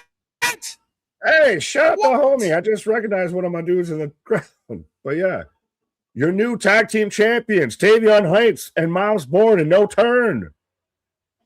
No. We got new tag champs. Two belts born. Doubling up. That's crazy. I need him. I didn't see that coming. I need him to take a picture with one belt on each side of his head and say, "Can't hear the haters," just because he would work out double entendre. Let's go. But hey, I'm telling you, Tavion is going to be that guy. Tavion is Jason Jordan with Chad Gable's like personality. I mean, I think they're good. I really do. I thought that was a really good match, really good energy. I know we were kind of talking about something else for parts of it, but new tag champs, did not see that coming. Even the chat was wrong for the most part. Yeah, but let's go. Shake things up. We got one title change tonight. Could we see a second one? Right. Oh, and you missed the speedboat. So how do you feel about the speedboats? I don't really think it needs to be on the show. I don't think it's overly necessary. I think you can go to a time limit draw, and then Zarya just kind of beats her up, and we all saunter off. I think that the time limit draw you're setting up the bigger story for the other belt, right? But I think ultimately, the speed thing, I didn't mind it on the internet. I don't love it on the show. I have to click on this because I love this as a comment. 4 letters, 1 word. Death. Huh? Exactly. What? What kind of shit is that? No, it's so funny. So, Well, he does. I put it out there. If he looks like Randy Orton, and Randy hears voices, he hears nothing. But yeah, right. I mean, the guy got Stephanie McCourt, so he can take a fucking joke or two. Okay. Oh, Keanu. That is. Oh, hello. What was this moment? I want to climb you. Yeah. This magic moment. What is up with that? Holy shit. 2 questions. I'll leave you with that. You can have that. That is what I'm mad at. All right, ladies and gentlemen. Nick taking a pause for the cause. The show rolls on. NXT in full swing. New tag team champions. Again, get in that chat and blow it up. 2 questions. Why does Raquel have barbed wire on her belt? Because she's badass. Why is Labu the Emu trying to turn February Rumble into a political thing? He's an idiot. He's a complete idiot. And if anyone out there follows him or is around him, it's probably bad for your well-being. He's been a proven liar. He's made shit up in the past. He apologized and acted sympathetic. But the only reason why he was sorry, he wasn't sorry that he did it. He was sorry that he got caught. Screw that guy. I'm pretty sure he's one of the infamous people that have me or the channel, blocked out because they can't handle actual debate or actual conversation. They just, stick to the people that, pump their tires like they're geniuses. But yeah, he's in the same boat as Sappy, just odd, gross behavior that, if anyone else did it, they'd shit all over them. But because they're friends and they do it, it's okay. Let's go. And again, thank you for the super chat, sir. We appreciate you. Ken, welcome. That's a long one. Jose the champ is here, and the belt just went full nuclear 5-time energy blasting through. All the caps. Let's go, ABJ. Feeling it. Title belt heaven. Deep. 2 count. No, we're past that now, folks. Who else is in here? Spazzer, we got you. I figured it out, bro. Brother Love. Jose with the gold star. I haven't seen. There he is. You need to add the Jamaican air horns to the end of all your comments. Right? Shit. When I start reading them out, I'll see if I can get a close horn. Jokes. Let's go. Both got thrown out. Yeah, we got new champs. Let's go. I hate Miles. There you go. Tavian and Miles got the belt. So what you going to do now? He can't even hear you being mad at him. Miles Bourne is walking blank check. I mean, again, look, talented, very exciting tag team match, and they get the W. So, again, I think there's a bigger story to tell here, obviously, but I didn't expect it. I didn't expect them to win. So we'll see. What a good match. Wow, new champions. There you go. Paul. Holy shit. All right, everyone go look outside. Are pigs flying? Is it snowing in hell? That was a nice comment. No, I'm just kidding, buddy. It was a great match. Great match. KV yawn. Oof. Miles Heights definitely sounds like a soap of some kind. Tavion got so much. It's athletically scary. I think Miles has a lot of upside. Tavion has a lot of upside for sure. He just calms left down. Let's go. Take a breath, my friend. Guardian, Miles and Tavion, new tag team champs. Death Riders. Oh my God. Whew. Where's the button? Where's the button? I gotta find a button. Where is it?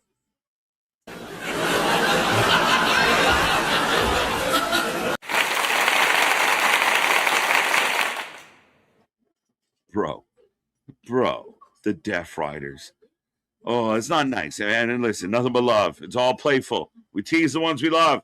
Carver versus EK Prosper up next. I don't even think I have a graphic for that one. So,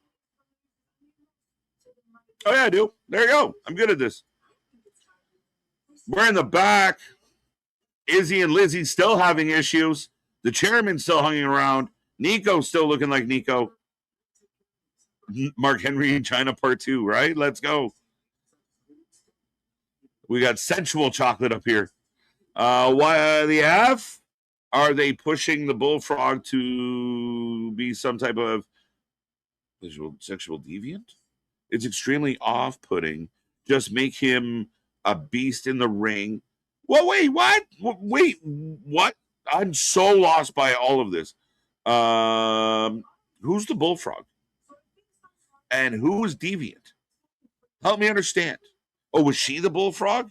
Is she the? Well, I mean, I'm okay with that, dude. You know, that's attraction. I don't see any deviance happening. You're gonna have to expand on that, or just drop it all together. Kung Fu, buddy. Make your eyes pop out of your fucking head. What are you talking about? Keanu Carver coming out. I will put a poll up for this one, folks. Let me know who you're taking. We take a prediction for every single match, a rating out of 10 at the end of the night. So stick around. Let us know what you liked and what you didn't like, and let us know why as we get ready for the next match here on what has been a decently entertaining NXT, I would say. Who did we say he's fighting? What a blank out. Wow. EK. Oh, so many new names on this show. All right, poll is up. Get your votes in. Let me know. We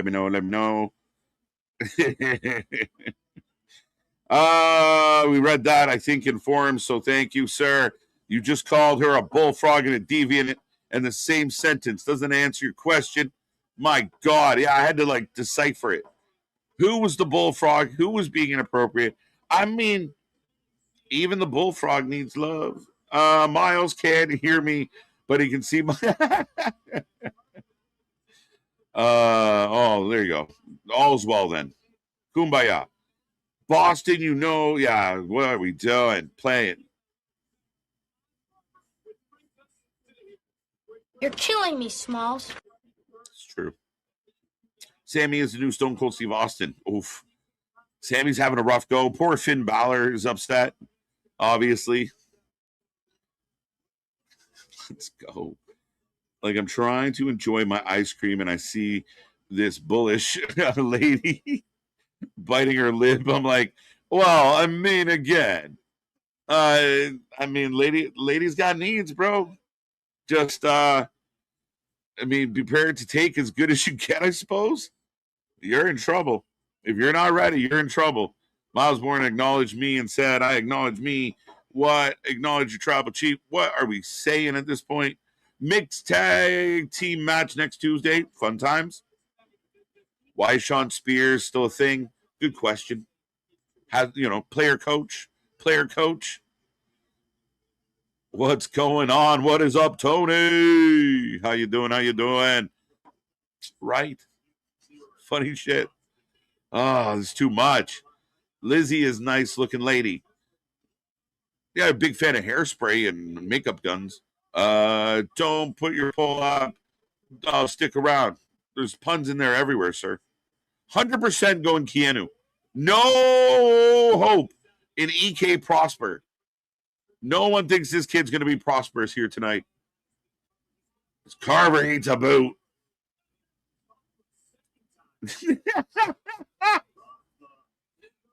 Yeah, dude.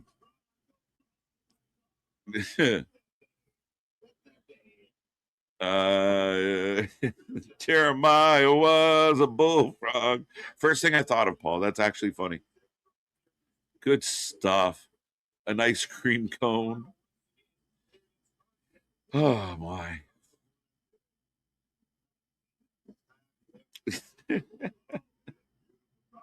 What kind of ice cream, Boston? Maybe that added to your feelings.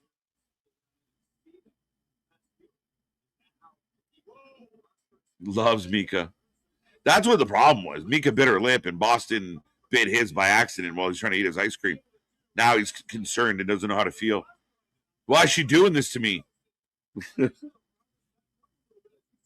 Beauty. Let's go, buddy.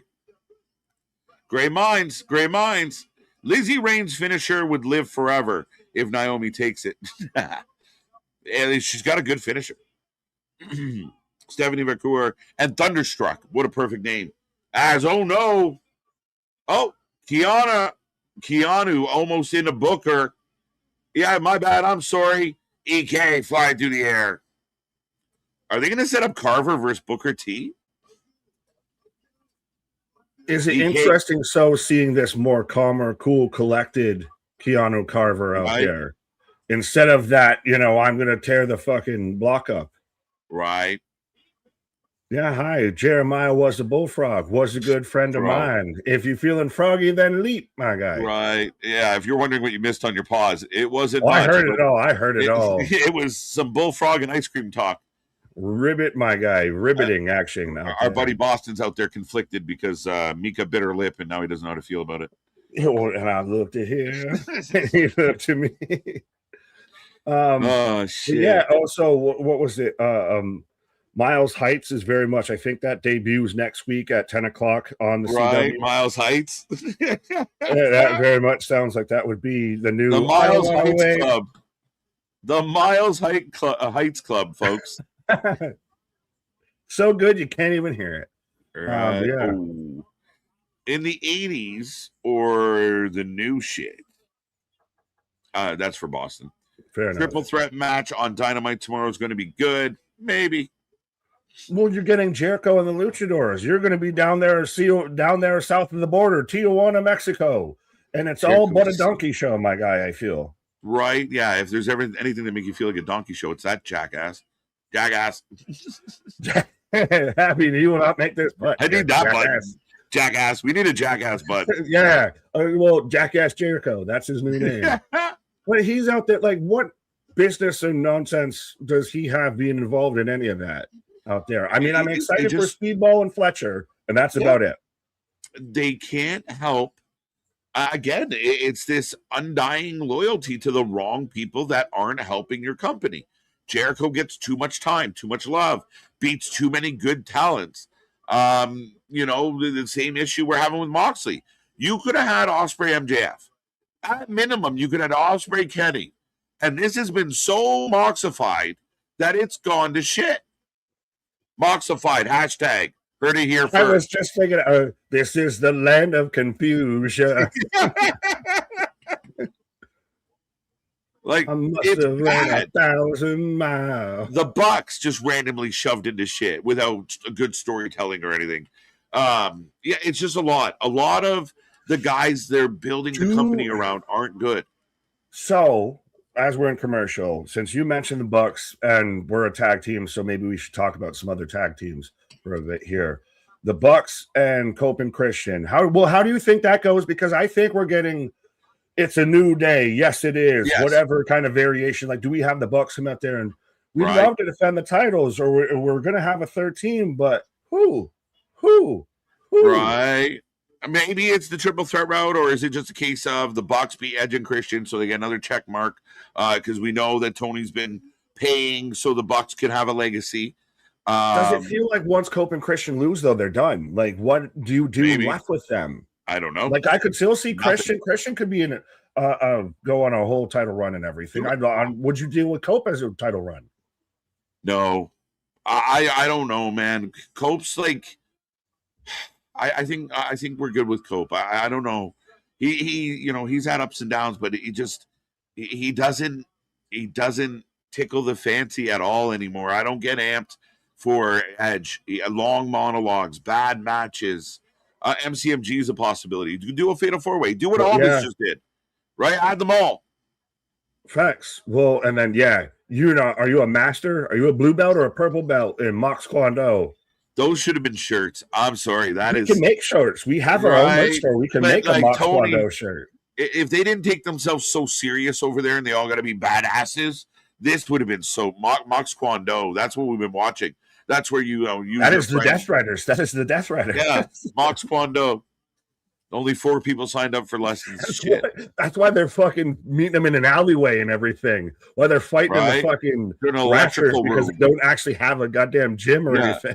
You're using another guy from the gym as a bench. Like, what?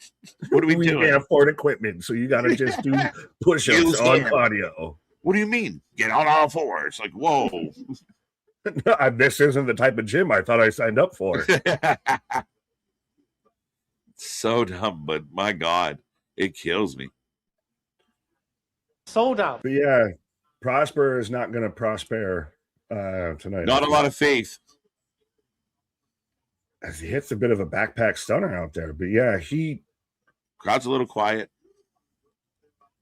See, this is like the dilemma we're in. Like, EK is going to be good. Carver looks like he's going to be great. But we're not quite into them yet, Growing pains. Trust me, when you took your pause, I sat there and had Rook confront Waller and then get smashed by Cam Hendricks. I was going through it we're going through change. Right. What is Cam's official name? Someone coined it in the chat. It's official. Where is it? Anthony No. That's a good one. Someone remind me what Cam's real name is. Tornado DDT from Prosper. What if Mika becomes Peg? That's fine. I've been calling her Nicole like Nicole Bass the whole fucking time. So Peggy heel here. Right. Let's call her Peggy Bundy. Hey. Maven Low Brown. That's what it was. So okay, no, because I saw it earlier and I was like, I didn't get who we were referencing to. I just thought we were putting over you messing with the real one. I love Mr. D-Lo. I would have been okay. I like the idea of Rook and Waller. Cam, I don't know if I'm getting my head around yet. And Rook, go ahead. No. I was going to say I like Rook and Waller because I feel like Rook's the guy that Waller's been kind of talking about. Right. It would hit home with him. Oh, yeah. The fuck you? Why are you saying fuck me for? We kicked out at 2 and nobody really reacted. I think it fits. And then, Waller could literally go like, look at my body and look at your body. What are you doing? Right? Like that exists. But, and Rook's actually shaved a little more of the sides of his head. He's getting the mullet back because they know we got to polish him too much. Right? He's got to go back to being a hooligan. He can't be this, it looks like he's about to host a daytime talk show. He looks like a guy whose name is Pam. Rosie. Tell me I'm wrong. No, I was trying to think of somebody else and I couldn't think of their name, and we'd have to talk afterwards for me to find the whole thing. But yeah. He looks like he should be playing fucking outfield for the Peaches. The Rockford Peaches. If Rebel Wilson was a man. Yeah. My God. 2 count. Hank, Tank, and Pank. Who's Pank? Hanky Panky? Two in the hank, one in the pank. What are we talking about here? What are we saying? You do that all in the tank? Right. Maven Low Brown was the funniest shit Boston ever came up with. Gets me every time. So there you go. Boston after wait a minute. Oh wait, never mind. As Keanu gets the win, kind of This match was unceremoniously, unsurprisingly. As Prosper has actually got a bloody mouth. Right. But yeah, Keanu's like now wants to big him up. Like when did he become this sedated? Yeah. Why did he stop being a killer? He locked eyes and saw his He's been softened by Mika. What should I mean? I need to show my soft side. He's been softened by Mika. If Jeremiah was a bullfrog, was a good friend of mine. Probably not the first or last time someone has said that. Shit, that's not nice. What is this? Dion and sitting here like doing a cipher. What is happening? BET Awards cipher right now. Bradley, the giver of gifts, throwing out another membership for everybody. Whoa, relax. Well, no, we got the reason out there. Oop, sorry, but shout out Ronan. But to celebrate tonight's NXT debuting on the ESPN Unlimited app here in the United States. Ew, okay, good reason. Good reason. Interesting reason. But yeah, of now NXT kind of expanding. Does NXT eventually, do you start to see, do you get more money in splitting your product over 5 platforms, or do you consolidate and put it under one home? You try. I mean, for us, it would be lovely if they would consolidate some shit, but yeah, they also seem to have this strategy of like, cover as much ground and territory as possible. The more things we're on, the less things they can be on. What is it? Synchronicity? Is it simpatico? Is it corporate synergy out there of? So we've got CW over here, and we've got Netflix over there, and we've got USA over there, and we've got Fox Sports over there. Yeah. TKO's playing a game of Risk. That's all this is. They're just invading nations. That's all this is. Right? Like that's what it feels like. Is it odd that Tubi's become the neutral, like, safe space? Like everybody can just go there and just tag out for a minute. Tubi switched. They don't give a fuck. It's like we just want content that wasn't made in the 80s. Cares. We just want people don't even know we exist. As we are getting more video, like they're really hyping up the main event here tonight, which I love. But it feels the more they hype this up that this is going to be the end of Lola. Lola kind of brought this whole step to NXT. Yep. So it's fitting that this might be the way she goes out the Warriors' way. Shout out Dropkick. Or was that flogging Molly? Either way. But, I completely agree with you. And it's that old thing where it was like almost an NXT, especially in the black and gold. It was that 2 wins and you're out kind of vibe. Like, you'd win, and then you get the second win to solidify, and that's what this feels like. Right. Well, Spaz out there. Best rename ever was by my old co-host who dubbed Pac as Neville Oakenshield. You see, it's a Hobbit joke. Ha ha ha ha. I don't know why I was doing the Mandark fucking laugh from Dexter's Laboratory there, but yeah. Right. It was just a little punchline, though. Well, I think we kind of have it with Hank and Tank because we called them that, and then they started using it, and we haven't claimed any fucking royalties on that. Right. All right, we are on a commercial break, folks. Again, don't forget we're here all week long. We got so much more coming your way. We're gonna try and fit in some summer in here as well. Right. Well, MDB out there, they don't call her Lockwood for nothing, dude. This is. We'll hold on tight because if she gets a grip on you, whatever she wants is happening. My brain overloaded with jokes of just log jams and everything else. And she holds you down, you be popping up looking like you flossed underwater. Death by Snoo, Futurama out there. I'm drowning. She won't let me up. KJ got Alizé. Yeah, so see, now they're questioning. They know I'm not going to answer them on what I'm drinking. Now they're questioning drinking out there, sipping Alizé out of that Gatorade bottle. Oh, I mean, that's the official pre-mad. That's the haterade. That's the pre-mad. The haterade out heavy. there, the pre-mad Right. drink coming soon. He's just testing right now all the Right. samples and everything of before we actually, honestly, Right. if we ever Boston get a Blue coming soon. if we get a beverage sponsor, if we can just find a backer that we can come out with our own subs out there. Right. Pre-mad has to be the first flavor out there. Right. Crumbs and collateral. Damage. Sounds like a fucking Vince Right. Russo podcast name. Who's drinking Alizé in 2026? Facts. Who are you, Monique? Right. Is that what that said? I clicked past it like, he's right. Who are you, Monique? Yes, Yes, baby. Oh, it's the Cavarcier. What are we talking about? I got that. You better get that. That was for you. That's jokes. I wanted to correct you, and I'm like, wait, no. All right. Oh, get it together now. We can get it together now. KJ and Nick, the big question is, do we get a 3-way match between Liv, Steph, and Becky, or Steph, Becky, and the winner gets Liv? It could be a triple threat. Definitely. I think we get a tag match at some point, first and foremost, which also I saw that question come up about the barbed wire with Raquel while I was on my pause. I actually found a place and kind of did some digging. You know, trust me, I wanted to check out Big Mommy Cool in more ways than one. But yeah, Right. I guess she's always incorporated the barbed wire into her attire, her whole gimmick and everything. Like, even if you look at her attire, it's got the barbed wire on it. So it's like, to me, it's just a cool, makes it like the title unique for her, I guess, a little bit with it. Yeah, no, definitely it's her own individual vibe, and I guess homage to, like, you know, Texas kind of vibe thing. But yeah, I had no idea that people called it out last night. I'm like, oh wow, okay. So yeah, it makes sense. Right.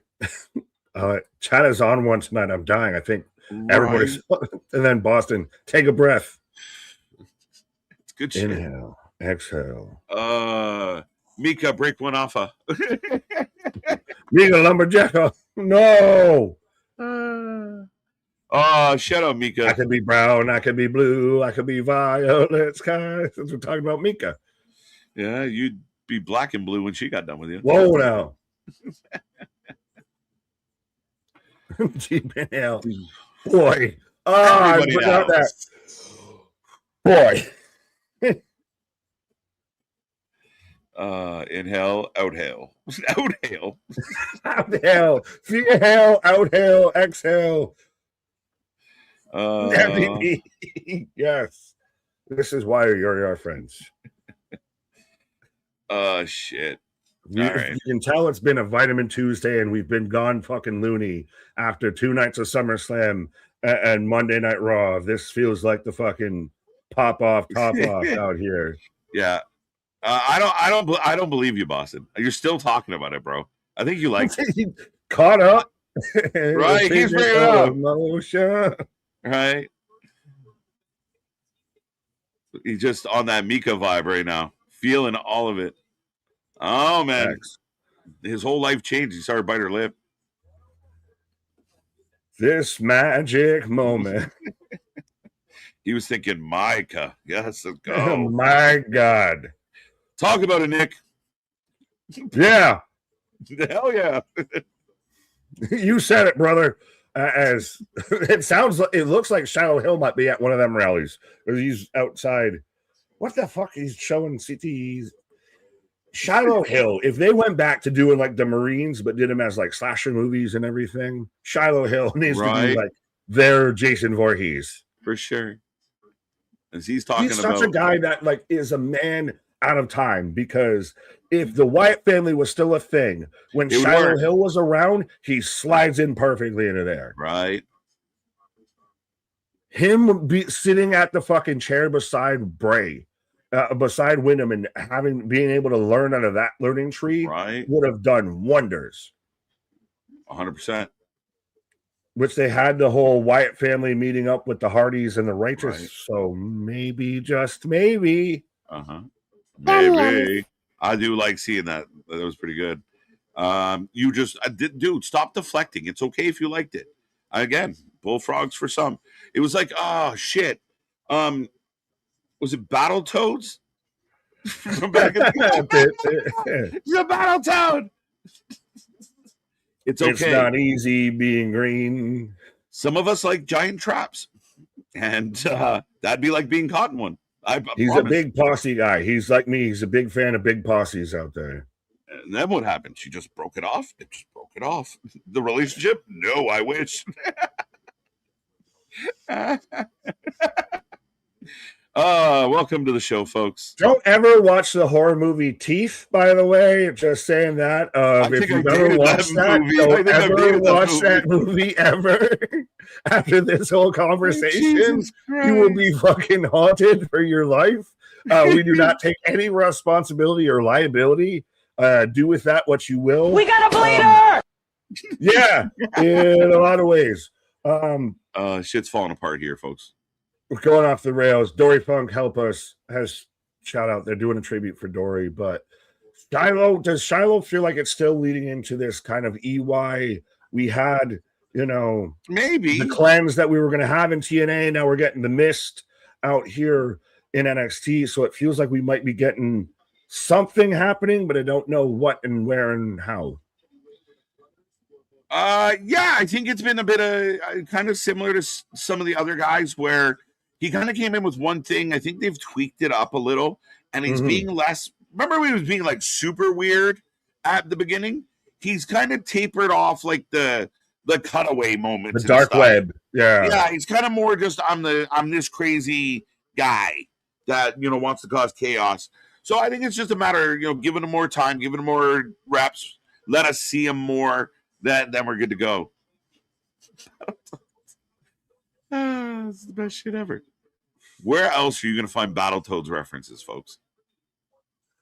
It's funny because it just made me think of my favorite deep cut cartoon of Bucky O'Hare, but they're going through all this Dory Funk Jr. footage, so I don't want to be disrespectful because, again, the Funk family, just as a whole, is held in a regard across all of pro wrestling. Doesn't matter what promotion, doesn't matter what three letters. Right. And he went on to become such a trainer and everything. Like a lot of the people that we watch now have been trained by him. Giant thirst traps. No, I agree. Like, I mean, again, everyone's standing. I don't want to be rude, but trying to move away from the thirst trap. Right. Bees in the trap. Bees in the trap. How dare you? How dare you, Spaz? Challenge me. Let's go. Oh. Who would have guessed that Tristan Angels is taller than Mike Santana? Right. I wouldn't have had that on my bingo card. This joke might be for MDB, but I think he's cruising for a bruising. So dumb. Save it for me. Baby, come back. You can blame it all on me. That's the only one I got there, Spaz, of $2. Who feet swing more on the crapper, TK or JD? JD, because JD's shorter. For sure. One of those questions is, does TK have a taller crapper? Or I don't know why we're debating this, but yeah, JD's shorter by a mile. Literally. Yeah, and Tony would paid for like the perfectly sized toilet, right? Like he'd have it, he has enough money to have like, whatever he wants. Just gets held above it. He's got buttons and it's hold him above it. Then his feet might swing more, actually, but that no. That cherub like man probably doesn't even poop. That's going to be the news story on Wrestling Observer Network. Tony Khan doesn't poop. Only shits rosebuds. Rosebuds only. I know you like to think your shit don't stink, but roses really smell like boo, boo, boo. Let's go. Oh, we're at the underground. All right, hyping up the crowd is main event time. Time flies when you're having fun. Or lost your mind, either way. It's true. All right, who the folks. Fuck swings their feet while ding? Short people. That's who. Short people. Little people. Little people. Or just a oversized toilet, which is crazy. I've never ran across that problem, No, but not. I didn't mean to interrupt. But yes, we go to commercial break. So if we're going to do anything, we might want to do it now.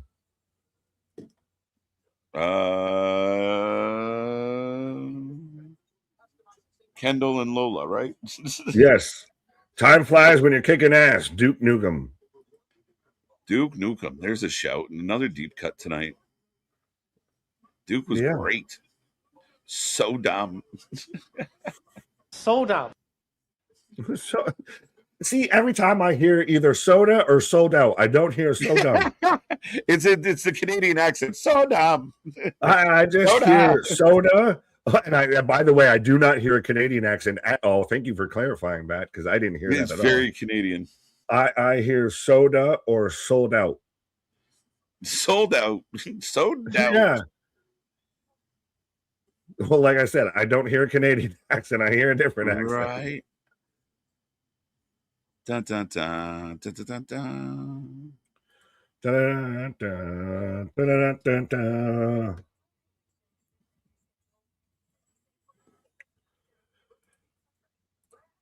Lola gets put to sleep. Maybe. Could be. It might be an ankle Does she lock. tap? Does she just straight out tap? She might, but I think it might be an ankle lock. Yeah, she might tap. Sell us on the ankle lock, the anaconda, hook it in tight. Maybe. Well, would it be a complete swerve and surprise? I combine the two words at the same time of if Lola wins. Like, what if Lola reclaims her belt back? Like you talked about a logjam. Like, where right now, if you move Lola up, where do you put her in? Does she go back to AAA? Seems like she wrapped up with AAA. Do you put her on? Allegedly, they're putting her on SmackDown. Is that because she's going to SmackDown? That's the rumor, and I think she'll, I think she'll still dabble with AAA a bit, especially leading into Triple Mania and the end of this year. But I think there's an opportunity to transition her into SmackDown. It's funny that they sit there and put Priest on going from SmackDown to AAA, and then they'll move Lola going from NXT and AAA to SmackDown.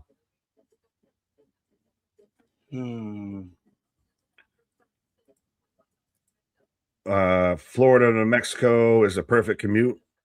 There you go. I'll be right back in 60 seconds. You're good, my guy.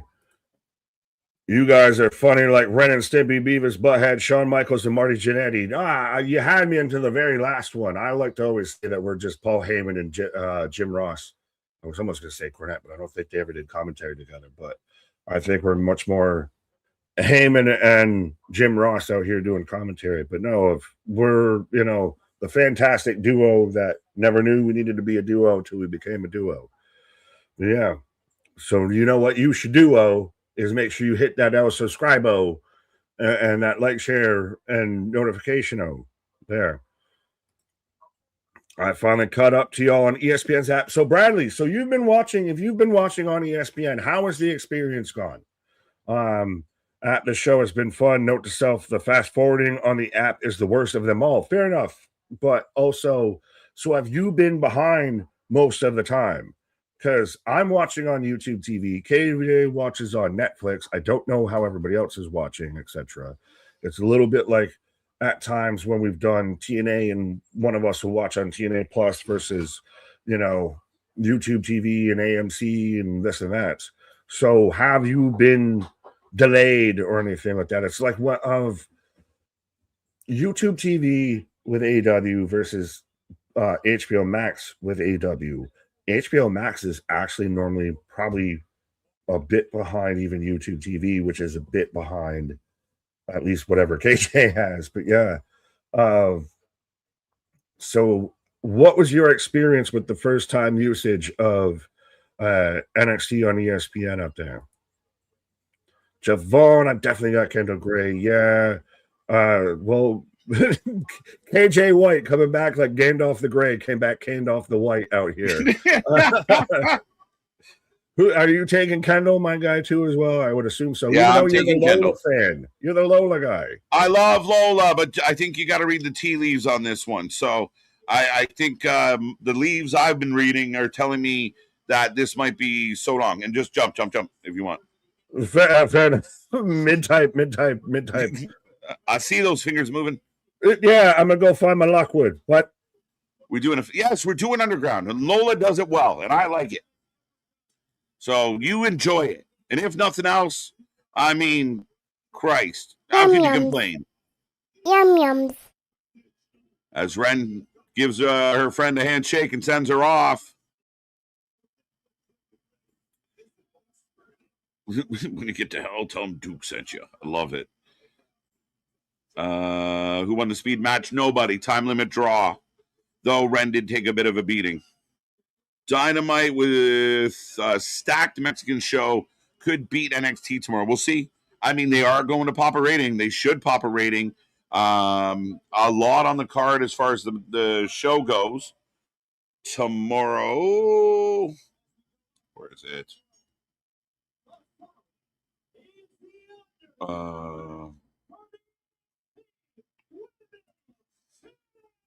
Grand Slam. As we again the introductions for the main event. Kyle Fletcher Speedball's gonna cook. Will Ospreay, Mark Davis is now a street fight. Why, guys? Ospreay's about to.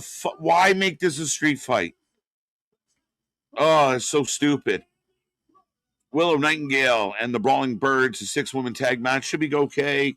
The Demand Trios World Title against Hangman and Brodito. I got a feeling Hangman and Brodito are going to win. The Callis family versus Mystico, Jericho, and Darby. That's so one of the craziest things I've ever seen as far as a team for anything in my covering of wrestling over the years is Jericho, Mystico, and Darby. Oh, who's the most over guy in Mexico? It's Mystico. Jericho, that's where I'll be. It's so obvious. He has no reason to be there. He has no cause. He's had no beef with the Callis family. But here we are. Jericho's got to slide in right between the biggest baby face going, I think, maybe still. And then Mystico. He has no business being here. 8-man tag match. So a lot of multi-person matches. Not a lot of story. Maybe a little bit. El Idolo, Ciampa, and Commander for the #1 spot in the Casino Gauntlet. Man, I wish Ciampa was having a one-on-one match. I wish Andrade, arguably the hottest guy in AEW at the moment, kind of getting the how do you know over, and this guy's got to qualify. And he's going to be in a battle royal instead of a story. We thought maybe he'd fight MJF. Not the case. Says Tony Khan. Get your ass in that gauntlet. As both women kind of tied up on the edge of the apron. Sorry to distract from the opening of the match. But Lola Kendall at a stalemate. Crowds into it. Looks good. Boston. Let me know, buddy. Yes, it is. This is the Lola specialty.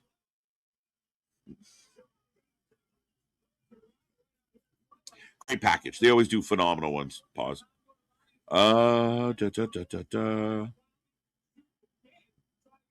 What's up? What's up? Jova, the Lion-Hearted. I like it. I like it. Welcome, welcome, welcome.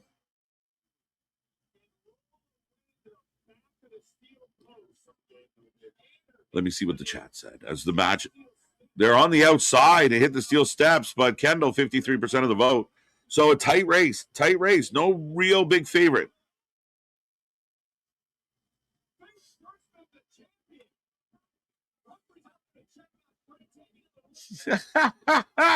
Valid. Someone asked a question, though, and I answered it.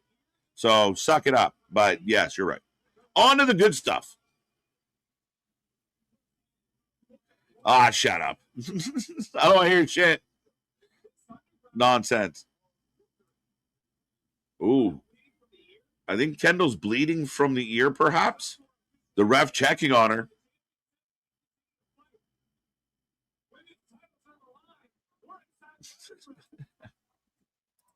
Did you see that? Good God. Yeah. Bleeding from the ear. But not like Oh, I got a little dribble or anything like straight like a cauliflower ear popped. Have you ever seen that in MMA? That's It's gross. that kind of like Yes. it's that just straight like black goo going down the side of her neck, like in a lot. We got a bleeder! Oh, She's just for stumbling sure. and staggering. Like she can't continue. But Like, I don't know. Are you in commercial right now? I'm in picture as they're We got a really checking doctor. on her. Like this was not planned. No, she looks starry-eyed. Roll Ren in the ring. Ren, go. Go heel Lola and just QO and just throw her in the ring. Not if she's actually a match. Not if she's actually like. We need more medics. I'm wondering, is this complete like she's straight starry-eyed? Because that's not, like I said, that's not even normal. We saw this happen a couple times recently in WWE to where somebody will catch a stray. Gable had it happen versus Penta where he caught a stray and he kind of grazes by the side, but she's like, they're straight checking, hey, which way, how many fingers am I holding up right now type of shit. Either this is an amazing sell job or she literally just smashed I don't even herself. know if it's an amazing sell job because it slowed it down way too much. No, but I mean, from the level of, I don't know, like this feels legitimate. Like we got a big problem here. Like I hope she's taping her head. She's taping her head. So I think there's that. Marks, way to go, Marks. But they had me. Why that? They had me when she was staring off like just a deer in headlights. He's Mark Davis now. Hey, Captain Jack, bring me back for the railroad track. Yeah. Right. You know what? This match. Oh, wait. This match didn't need that. That match could have just had her without their. Unless she loses, which would blow my mind. As it's like right now, worse that you had to do that she had to pop an ear for you to beat her. Yeah, I mean, I get you. Like, I think these women could have just fought without this moment for sure. Yeah, they wrapped her like a goddamn cartoon character. She's fucking Mark Davis out there. Hey, Captain Jack, bring me back to the railroad track. Right. She just put a fucking giant swath of a bandage around her head, and she's fine now. I'm with you, though, MDB, though. If she's selling, Kendall is more next level than we thought. I bought it. I was like, oh, because she looked done. And she's still staggering. Now she's getting whooped. Yeah, but I don't think that match needed that because it brought it to a halt. I know we've said slow it down. Commercial. But that brought it fair. That's the only saving grace. But we still saw it to the actual people who watch it instead of people who watch Twitter clips and everything. See, Paul feels the opposite. We got the best part of the match in the commercial, which was just sitting there. Bro. I want to see her ear bleed. I want to see the bleeding. Can the camera guy get closer? You're a fan of Dr. Pimple Popper, aren't you? You're into that kind of stuff. Come on now, Paul. That's unsub vibes right there, buddy. What? No. What? No. Straps down. Strap down, ear down. Oh. She gazelle legged the fucking ear. She has an inner ear infection, Nick. Leave her alone. Her equilibrium is fucked up. Oh my God. Off she goes onto the floor. Back on the Alizé. So is it that she has like a head injury? Does she have an ear injury? Is it an equilibrium inner ear issue? They implied like she's got a bleeding brain and she shouldn't be fighting right now. It's a little confusing. I said it. That's too much. Her brain is bleeding. Well, that's how you stop internal bleeding is just bandage the outside. That she like fractured. Like, I mean, to me, you kind of wander into like if she's that hurt, you have to take her to the hospital, even if she. Yeah, are you downplaying? You might want to severity too much. A brain hemorrhage is a little far for my taste. Yeah, as now Lola's got her own ankle. Right, if we're gonna call it out, I mean, a brain hemorrhage might be much. Unless it was just like she ripped out her earring, then we're okay. Y'all know, Graps, let your inner carny be free. Yeah, but that's what they did. And you can't do that when they're doing the underground. Oh, Lola's still actually like legit throwing kicks like if she was in the fucking octagon out here. Yeah, man. Oh, Just did you punch me in the ear? Who punches in In the the ear? fucking ear.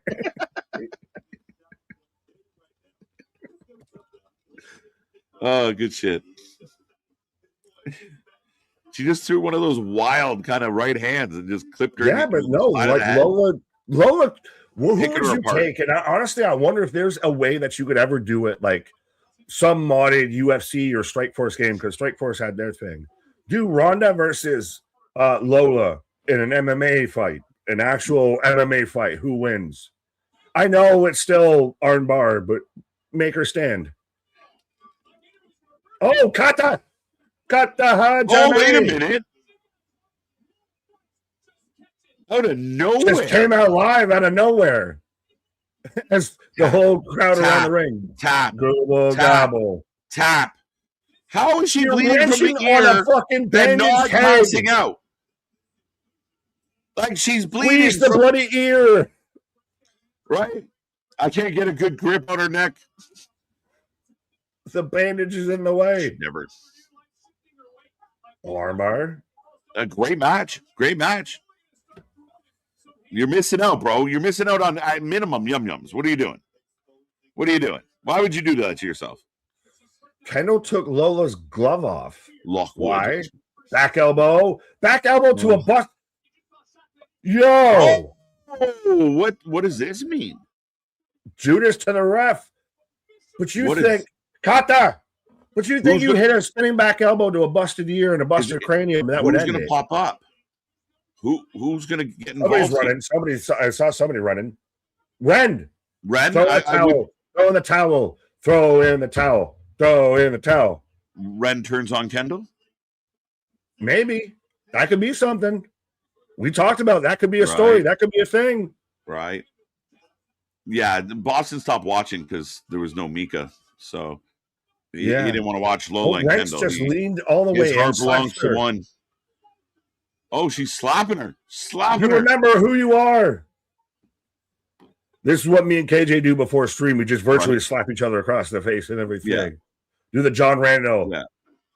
Oh, this is Boston. That sounds so silly. I do fake fighting. I do fake all the other stuff. I draw the line at MMA. And it's excellent. It is a wicked match. Lola, pick her up and just slam her ass. Oh, she's got it to where she's go. Lola taps, and she's going to pull out that shoulder. Armbar! Done. Okay. As we thought. I like that match. You're right, though. Like the ear bleeding's a bridge too far. I like the match until the bandage. Yeah. They bandied about, they bandaged that match up too much. If she was going to win, like she did, I mean, I don't think you needed to give her an ear hemorrhage. Cooler shots, her with the bleeding fucking neck. Well, I mean, there you go. If it's the coolest shot, you got it. If bleeding your ear from your ear is cool, consider me Miles Davis. Right. Oh, wait. Where is that? I know it's there. I know it's there. Your pants is cool. Consider me Miles Davis. Yes. But even then, you had Lola hit a spinning back elbow that Jericho hits, Andrade hits, so many people hit, and hits it literally to the side to where Kendall had the busted ear, had the whole injury. That should have been starts your lights are out. Right. Well, and the question is, what purpose was, like, there was no reason for that ref to get bumped other than it played into the fact that random slapping moment. Yeah, like, I mean, Lola was distracted helping the ref. Could have done that moment still if Lola was down at one point. You could have had Ren pull Kendall over and say, no, big hug. Remember who the hell you are. Big hug. What a match. Yeah, I thought the match was great. It had a couple little issues that I think maybe didn't need to be there, but I thought the match was great. Look, let's go. Yeah, when did Saquon Sugar, Kendall Gray decide they wanted to be out here? Right. Now, it makes you wonder, was the ear thing not planned? They had to pivot live on the fly. If she legitimately bumped her head and her ear started bleeding, I think they would have had to stop the match. But no, but I'm saying, did she? I don't know if she had a cauliflower or anything like that. Right. That might have been something like that. Superficial. That went because that's what it looked like initially. And then here we got to do something to say you're good to go. A lot of the fans, like we're going to see a lot of the internet fans claim that, oh, she was definitely out. They won't believe what they saw. But like, I believe based on what we did see, she sold the shit out of the fact that she was starry-eyed. They won't let her continue. There's gone are the days of Cactus Jack to where I've got 4 concussions in one match and I still finish the match. Yeah. No, those days are done and dusted.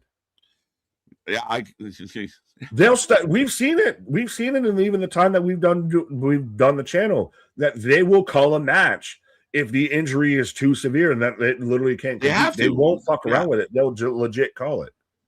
Right. All right. Well, you missed out. I can't help you.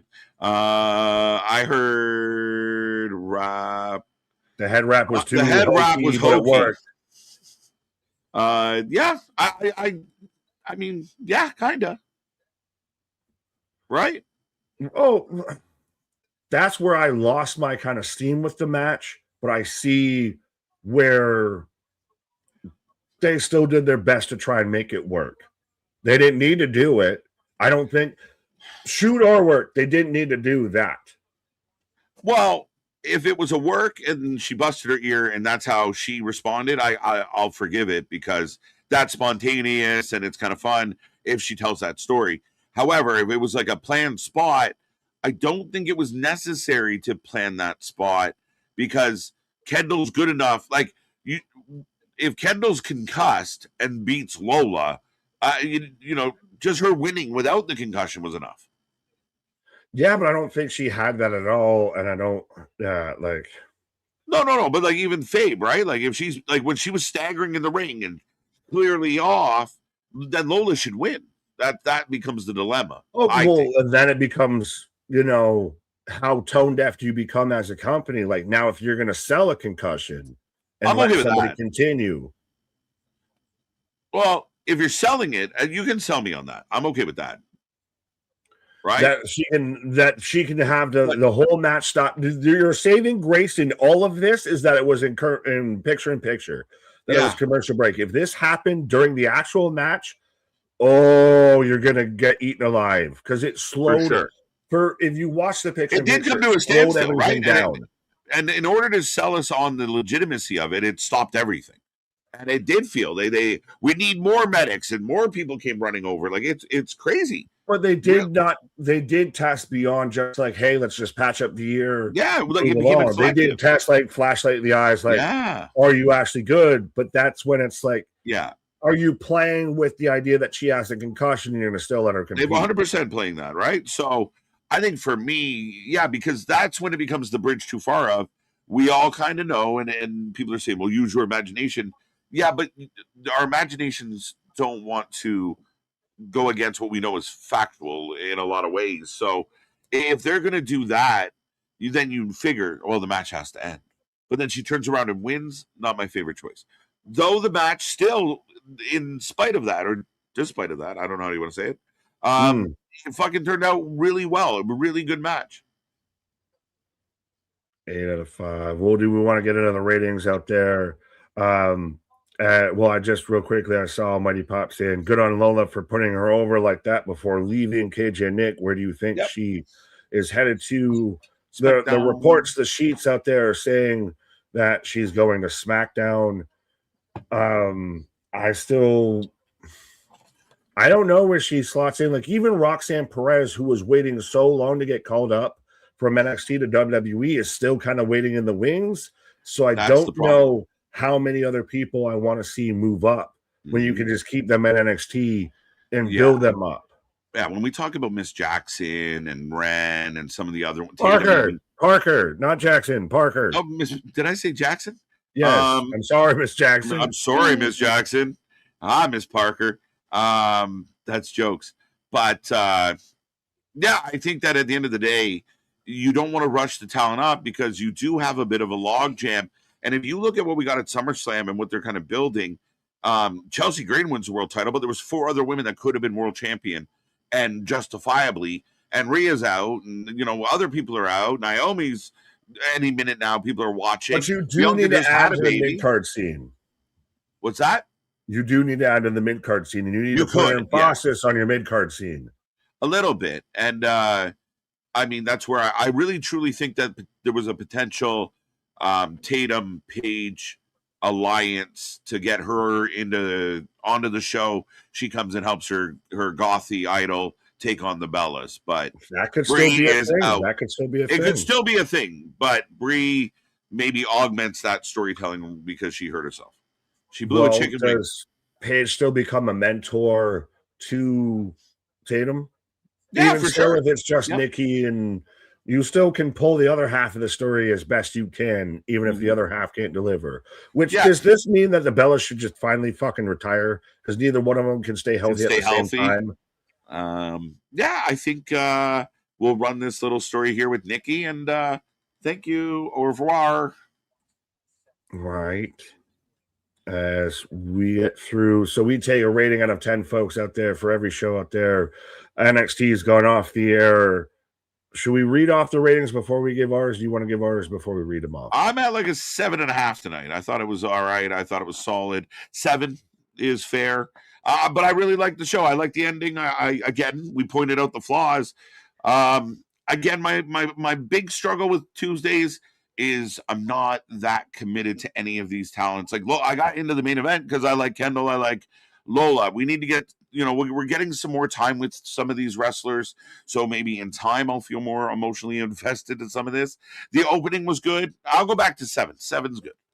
Fair enough. I can gladly meet you at a 7 because that's where I was going to go, because it feels like it started off well and then it kept peeling back a little bit. Yeah.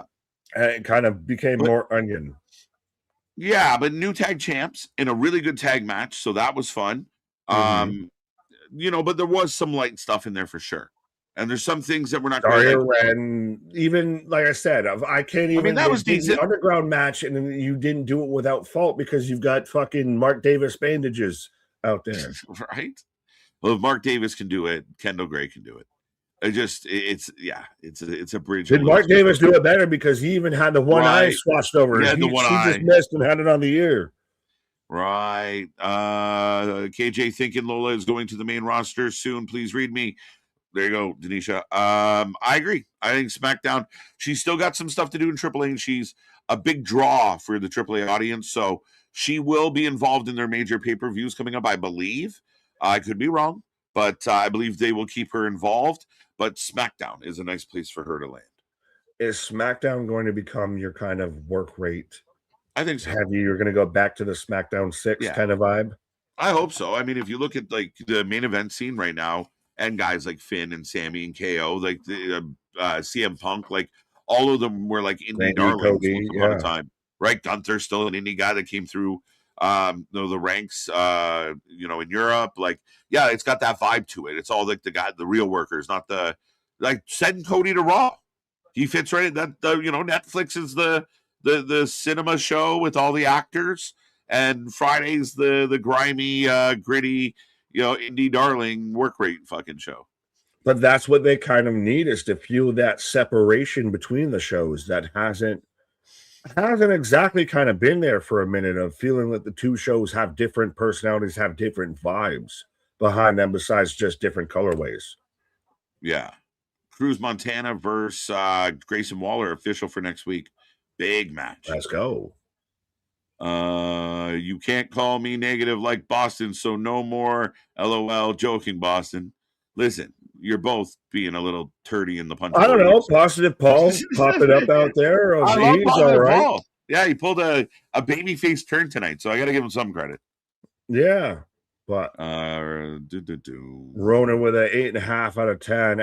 New NXT tag champs, and I guess this Lola Vice's last match. Yeah, I hope it's bigger and better things for her. MDB, Mick Foley weirdly barking on TV is a good example of why they should not continue matches past a certain injury threshold. Exactly. Facts. Bow wow. Bow wow.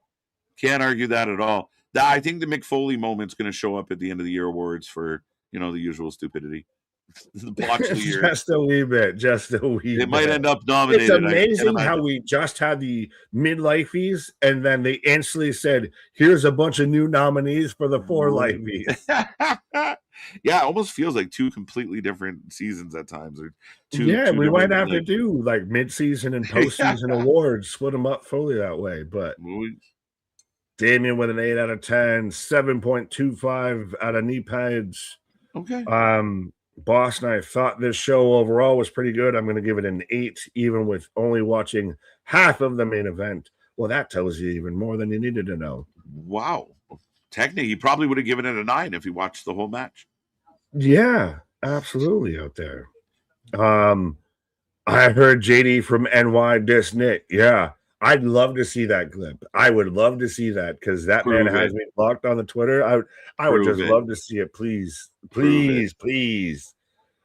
You know our socials. Find the link. I want to see proof. Yeah. Oh, trust me. That would. You ever seen that whole thing where you can just put your palm on somebody's forehead and they just start doing this? I think that would be that of just. Oh yeah, swing away. Suplex me, Maya. Suplex me, Mika. Suplex me, Maya. The most over talent in Boston, at least. But yeah, in Massachusetts. People are looking for showing up deep in Boston. But that all being said, hell of a night here for NXT. We are back tomorrow for all the fun stuff as we go to Grand Slam Mexico. Lots going on AEW. Thursday we got Impact. Friday SmackDown. And so much more coming your way, folks. Like, share, subscribe, tell your friends, follow our socials, click the links, and thank you for enjoying the show. That's in Subi you did. Fair enough. Well, no, I didn't even know we were at that point out here. I got Spaz with a $10. Oh, you got more? Man. I got Spaz with a $5 super chat. But wait, there's more. Let's keep going. There's more. People will nitpick on this and be totally okay with people having full body Caesars in plastic bags. Sorry, my give a shits is on the fritz. 100% accurate. I mean, again, I don't mind if you're like, I mean, I go back to like when Shawn Michaels did the concussion angle. Every once in a while, you kind of, Danielson's done it where, oh no, I'm seeing stars. And it tells a story. Tonight, I don't really know that it told anything other than, despite being down and out, she found a way to win, I guess.